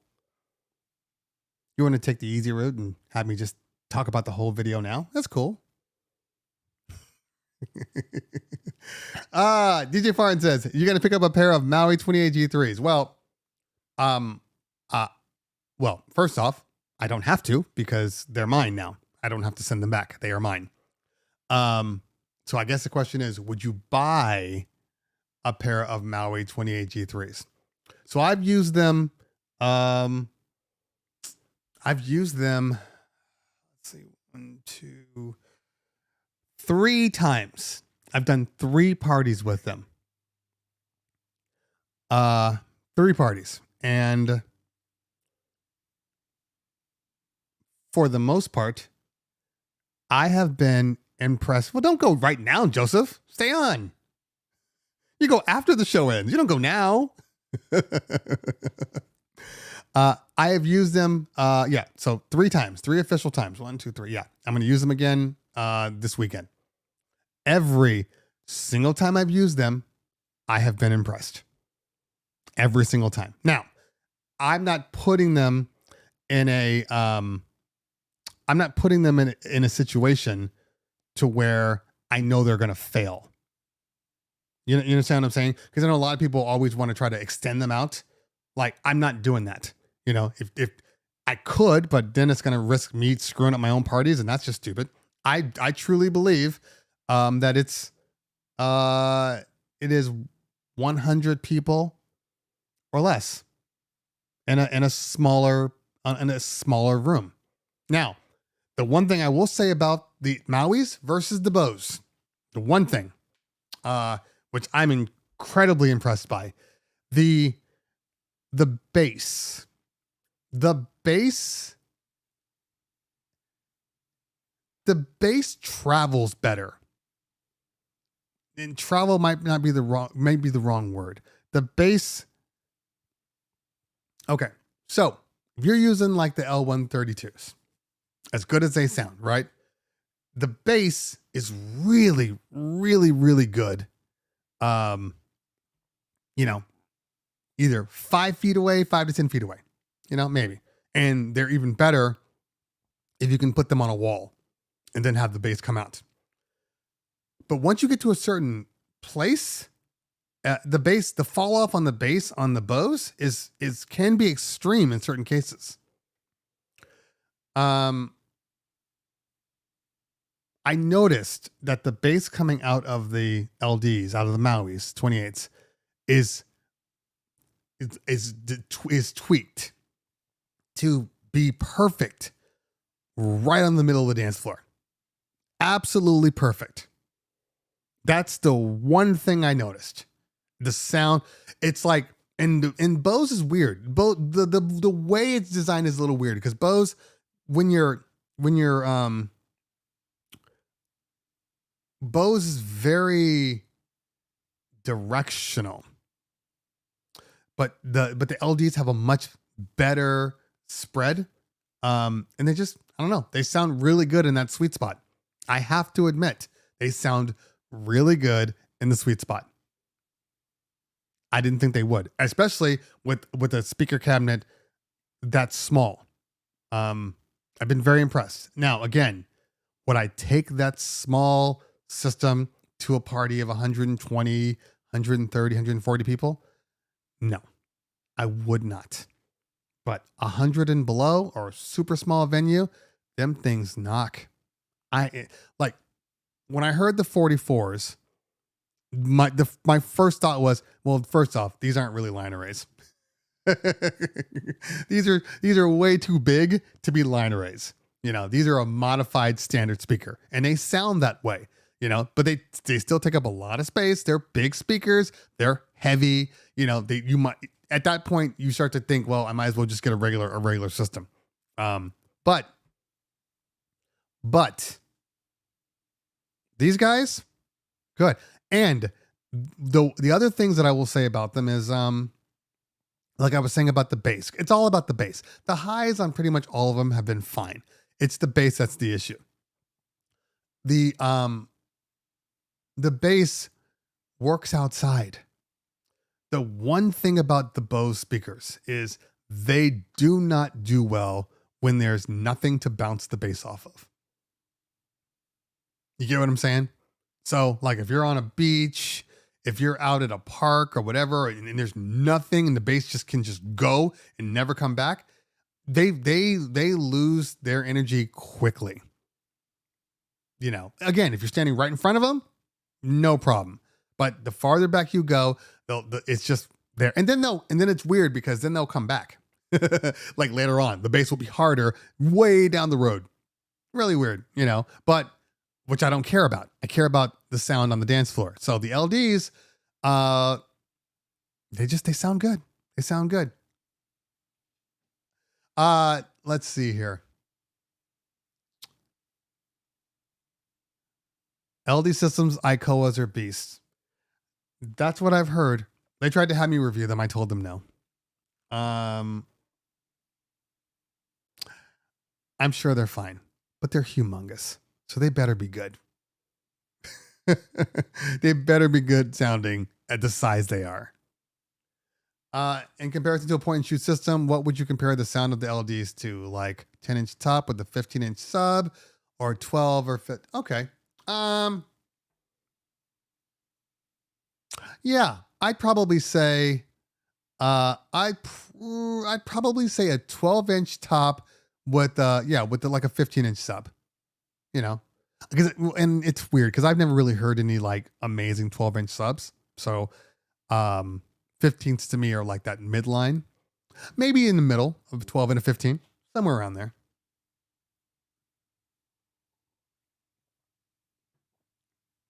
Sergeant, can't compare them to the Evolves because I don't have any Evolves.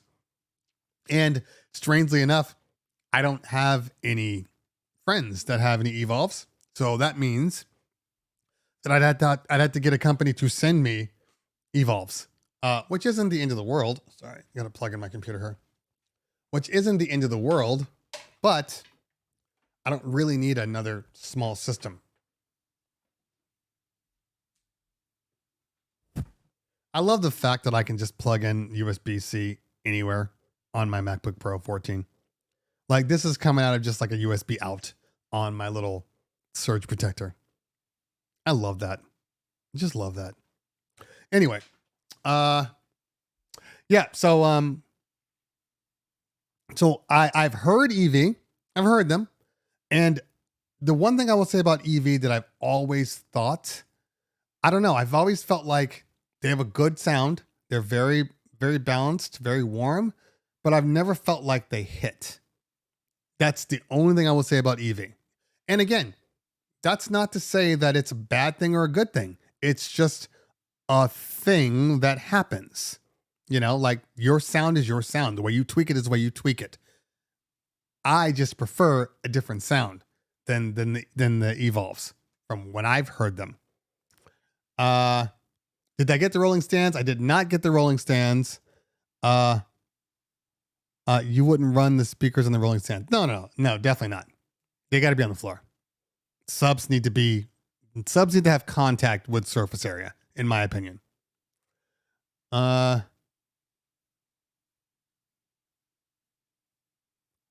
Let's see here. 12-inch subs is good just for dance floor and it doesn't travel to annoy me. Yeah, exactly. So yesterday, I used them. I was able to turn it up and it just kind of stayed in the pocket. Thoughts on QSC? I own QSC. If you're talking about the column array is a whole different animal altogether. I have no problem with QSC, Caesar. In fact, I'm using QSC on Friday on my party. They're getting better and better. And it's funny to me because when I first plugged in the QSCs, I didn't like the way they sounded, the highs, but then they got better. They had like burned in, and people were like, "What does he mean by burn in? Yeah, you don't burn in speakers. Like they're just the way they are." I'm like, well, no, all speakers need to be kind of, it's called burn in for a reason. People are like, I've never heard that. That sounds like it's on fire. Like, no, man, they just gotta break them in. Gotta break them in. All speakers. Anyway.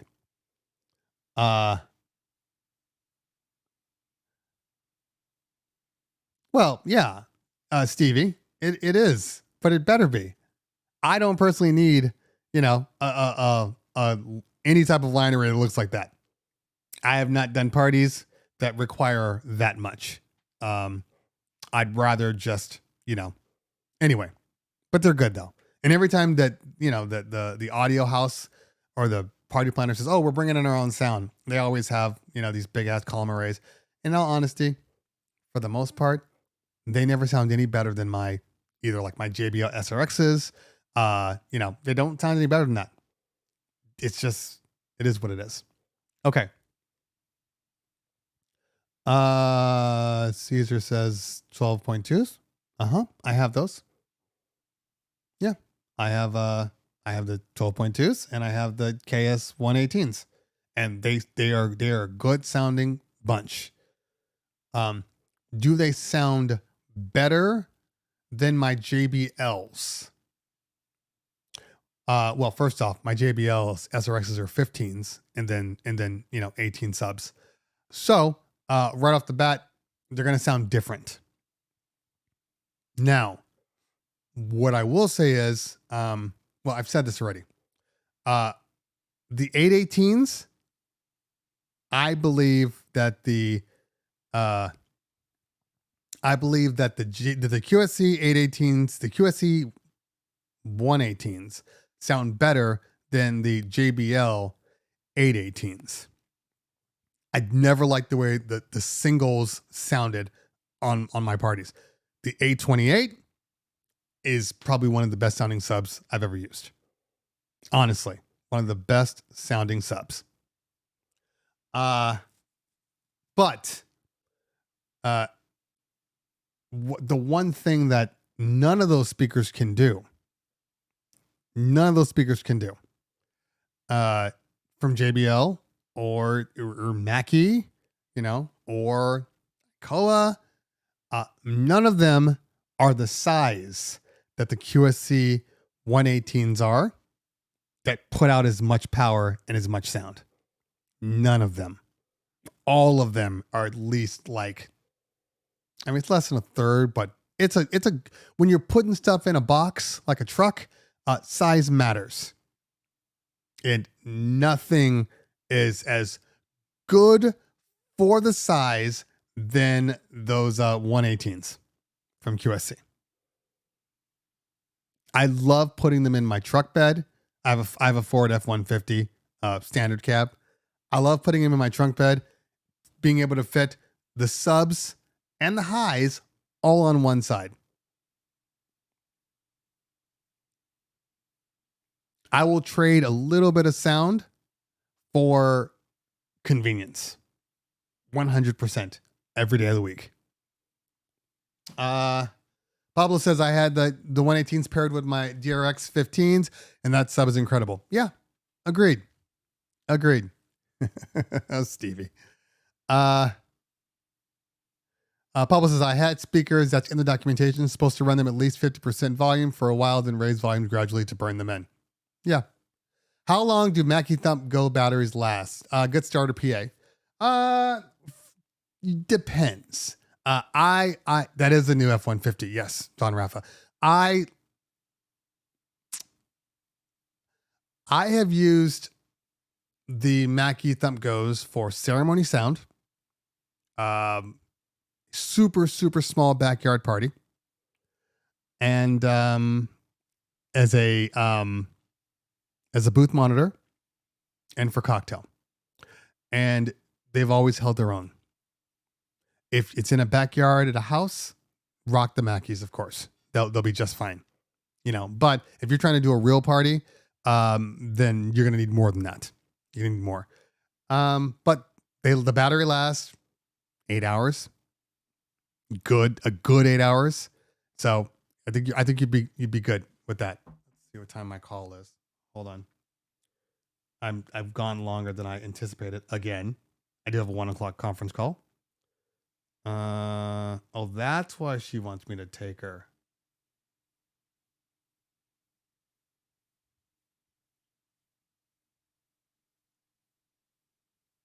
I see. Okay. Now I understand. Joseph says, sorry, those LD ICOA subs are better. I'm telling you. No, I believe you, Joseph. I just don't care. That's the bottom line. I just don't care. I don't have to review every single product. I know that they sound good because I trust people that have owned them, but I also know they're big as hell. And I don't have a need. People want me to review things sometimes, and you have to understand these people send products to us, and then for a lot of the times, like speakers and stuff, they don't want them back. So I tell people no all the time because I'm like, I don't personally have a use for them. No, it's really one. I have a 1:00 conference call, Mixmaster. I don't have a use for things, so sometimes I'll just say no because what am I gonna do? Just keep them in my garage, keep them at the studio, just taking up space? Like, I'm okay. Look, if you like them, then we're good. You get what I'm saying? I know a lot of people want me to review things just to kind of, I don't know, justify a purchase. It's like, if you like them, you don't need me for that. You like them. I believe you. I believe you. DJ Solstice, he swears by them. I trust him. So if he swears by them, you don't need my review for me to say the same thing. all I know is I know what I like and I know what I need. And sometimes it's different than what people want me to do. If Tractor work, Terry, I got to know if Tractor working anything right now that you know of. You might want to ask Mixmaster G on that one because I don't touch Tractor. See? Perfect example. I don't use Tractor. People are always like, yo, man, you got to at least try Tractor and give it a review. Why? I have no use for Tractor. You know what I mean? It's like you go to a store or you go to a restaurant and then they're like, oh, can I have a Coke? Oh, we only serve Pepsi here, sir. Well, I want a Coke. Well, we don't serve Coke. And either deal with it or not, and that's where I am. You go to certain stores don't sell products that you may want. I don't have to review everything. I don't. And I'm sure, like I said, I'm sure the ICOs are good. I'm good. But I'm fine. Maybe they'll send them to me again. Maybe we'll see. Now that I have my office, my warehouse back, it's a little different. Before I didn't have my office. So that would have been just one more set of big ass speakers that I didn't have a place for. It's a little different now. Now, maybe I take them. Now.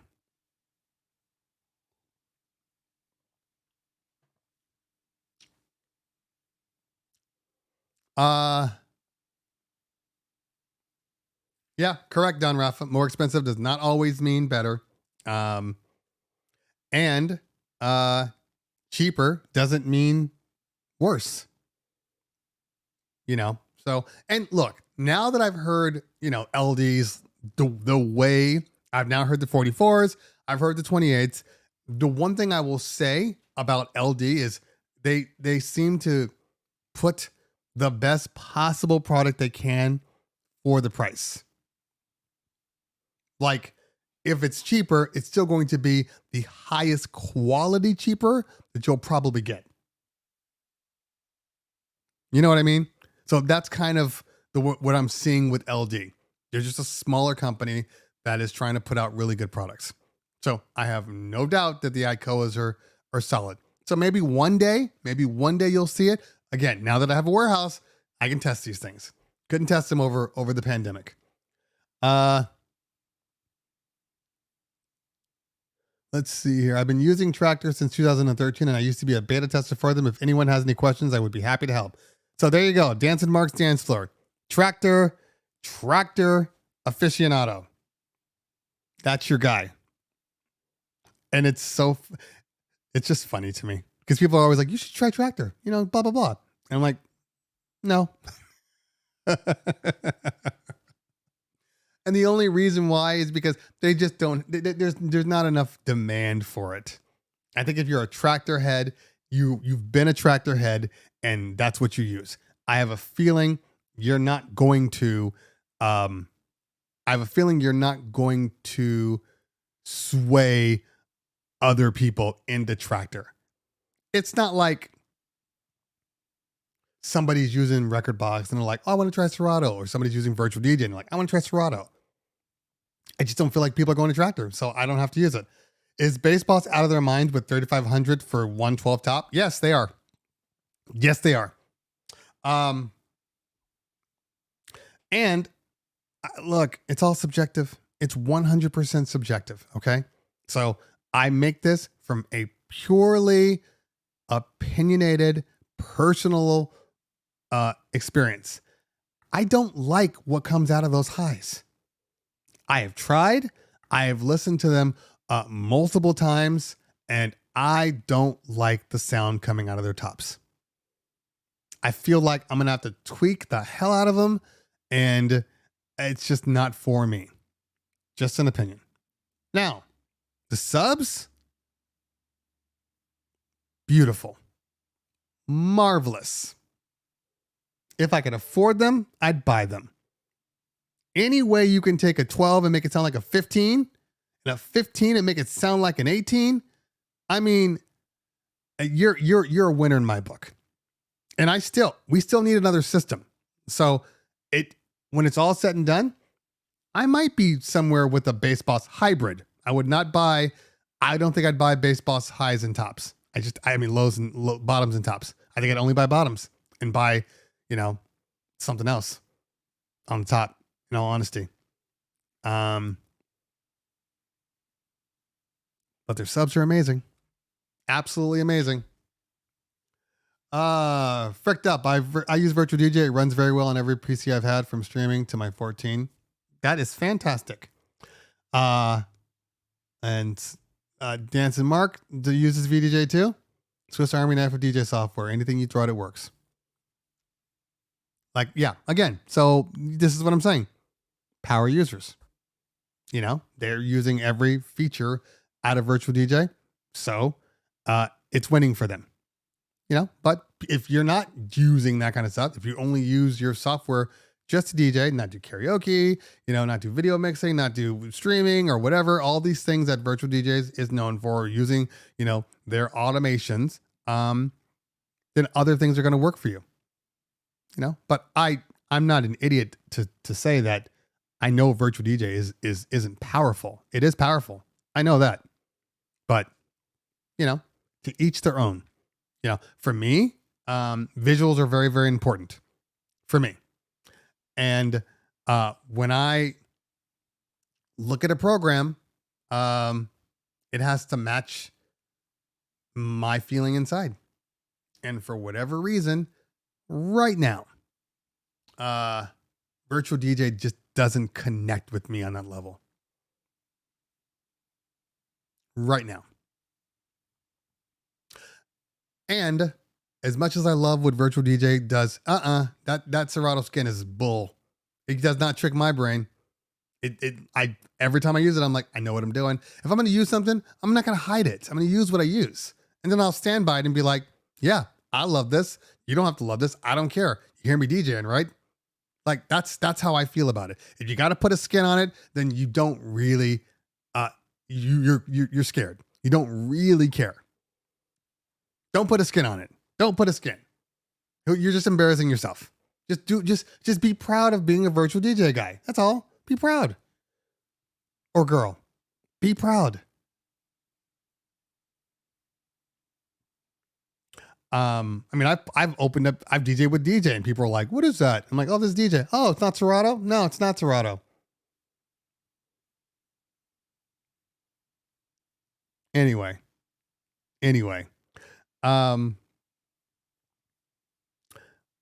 But it's emotional, and I'm just, my eyeballs are just stuck on Serato. Virtual DJ, maybe one day. Well, the problem I have with Virtual DJ is only one thing. It's fantastic on controllers. Fantastic on controllers. I don't like the way it feels when I DJ with DVS. It's 12:52 is what it says in my book. We got a couple more minutes. Yeah. I don't like the way it handles DVS. Like, that's a big thing for me. So, because of that, I stick with Serato, and I'm a phase guy. So if I am using DVS, I don't want to plug in RCAs, and phase only has wireless on Serato, which is interesting, by the way. And I know people have trickled off a little bit here. I mean, we still have a good amount, but it's interesting because I spoke to Camille at Phase, and I said to her, "Hey, I love Phase Wireless. This is all great.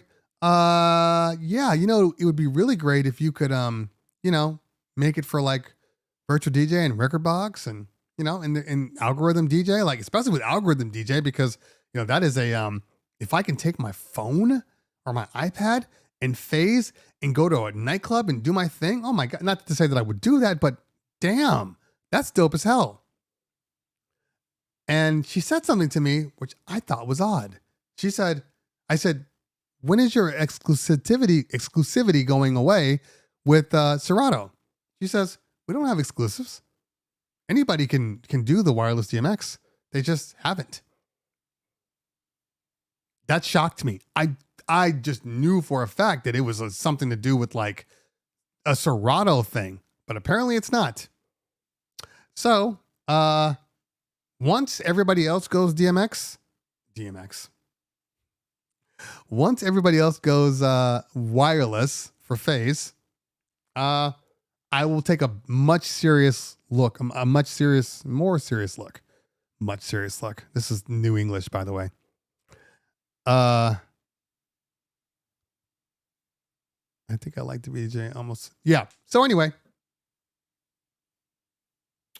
Although, how come I didn't get my notification? Oh, there it is. Okay. All right. 30-minute call. Probably it's going to last 5 minutes. Give it a few years and the iPads might be powerful enough to make it a primary system.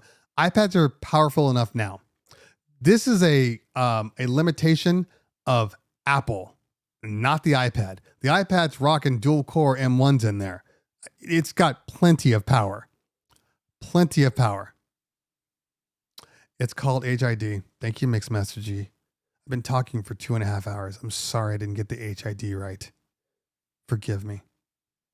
I know you're a big guy, but you don't have to be so violent. This verbal abuse, I won't take it. I won't stand for it.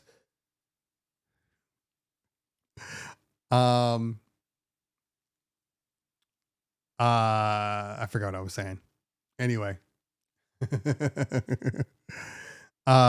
Yeah, I was talking about iPads. Yeah, absolutely. It drives me nuts. Look, guys, if we were talking about things that require a lot of power, things like Final Cut, and now there is DaVinci Resolve. Okay, DaVinci Resolve works on the iPad just like perfect. And when they released it on the iPad, they only had what's called the cut page, which is basically like their front page for DaVinci Resolve, but they didn't have the edit page, right? So people were like, "Oh, well, maybe it's not powerful enough to run the edit page." And then some people did some looking around, and they realized that if you just like clicked on a couple of buttons, it would open up the edit page. All of these things are already in the program. They literally just ported over the full Resolve on Mac to the iPad. And it works perfectly. It's a little smaller, obviously. So that's probably why they were more concerned, because of size and functionality. But it runs perfectly. There's nothing that especially the iPad Pro. Like I have an iPad Pro with the USB-C out, and I have the iPad keyboard. It's a computer. It is absolutely a computer. They just don't want to do it. Not sure why. I'm nervous about iPad OS sudden crashes. There are more rare these days, but being on that OS since the OG. Yeah, I haven't, in all honesty, I have not had my iPad freeze up or crash in forever. Now, if I had a concern, the only concern I would have is heat. is heat in the iPad. That's my only concern, because like I was yesterday, my phone was out. It gave me the heat warning. It didn't turn off, but it gave me the heat warning. My iPad seemed to do better. So there's no fans in an iPad. So that's my biggest concern. Not so much crashes, but that. But you know, we'll see. CV Ray says, I've been running my iPad for my main system for over a year. Yeah, exactly. Yeah, I got the same system you have, Stevie. I've never had an issue with it. DJ Crease is fresh on iOS. I usually the database that needs a cleanup. Oh, okay. You know what? So that's one thing I haven't done. I'm going to be honest with you. I've done nothing but streaming. I haven't done anything internal. So that might be a thing to know. Yeah, I've been moving all my files over and pulling them in and recreating my whole setup through the iPad, but streaming only. So like I've been moving everything from Tidal. I could do BeatSource and I could do Tidal. I'll end up doing both. The problem with BeatSource is certain stuff just doesn't have the files. You know, like there's certain songs that just aren't on BeatSource, but everything's on Tidal. So I have been doing that a little more. Yeah, but but don't get me wrong. I'd still have my computer. 100% would still have my computer. They'll never get me to a place where, I mean, unless it's like really just like, oh, hey, can you get on real quick? And I'm like, sure. But if I'm working, did you ever get your stream to show up on Kick? So, Adam, I had to stop for a minute just because of Namm. I just got too busy. But I have DJ for PC. Do you, Kylie? That one doesn't work nearly as good as the Mac version. I mean, you're almost better off getting it for your phone or for your iPad. In all honesty, it'll work better. It's just limited on the PC side. All right. So it is now 1:00. Which means I got to get on a call. Time to go. Let's see. Did it even charge my computer? Trickle charge. Got a little trickle charge there.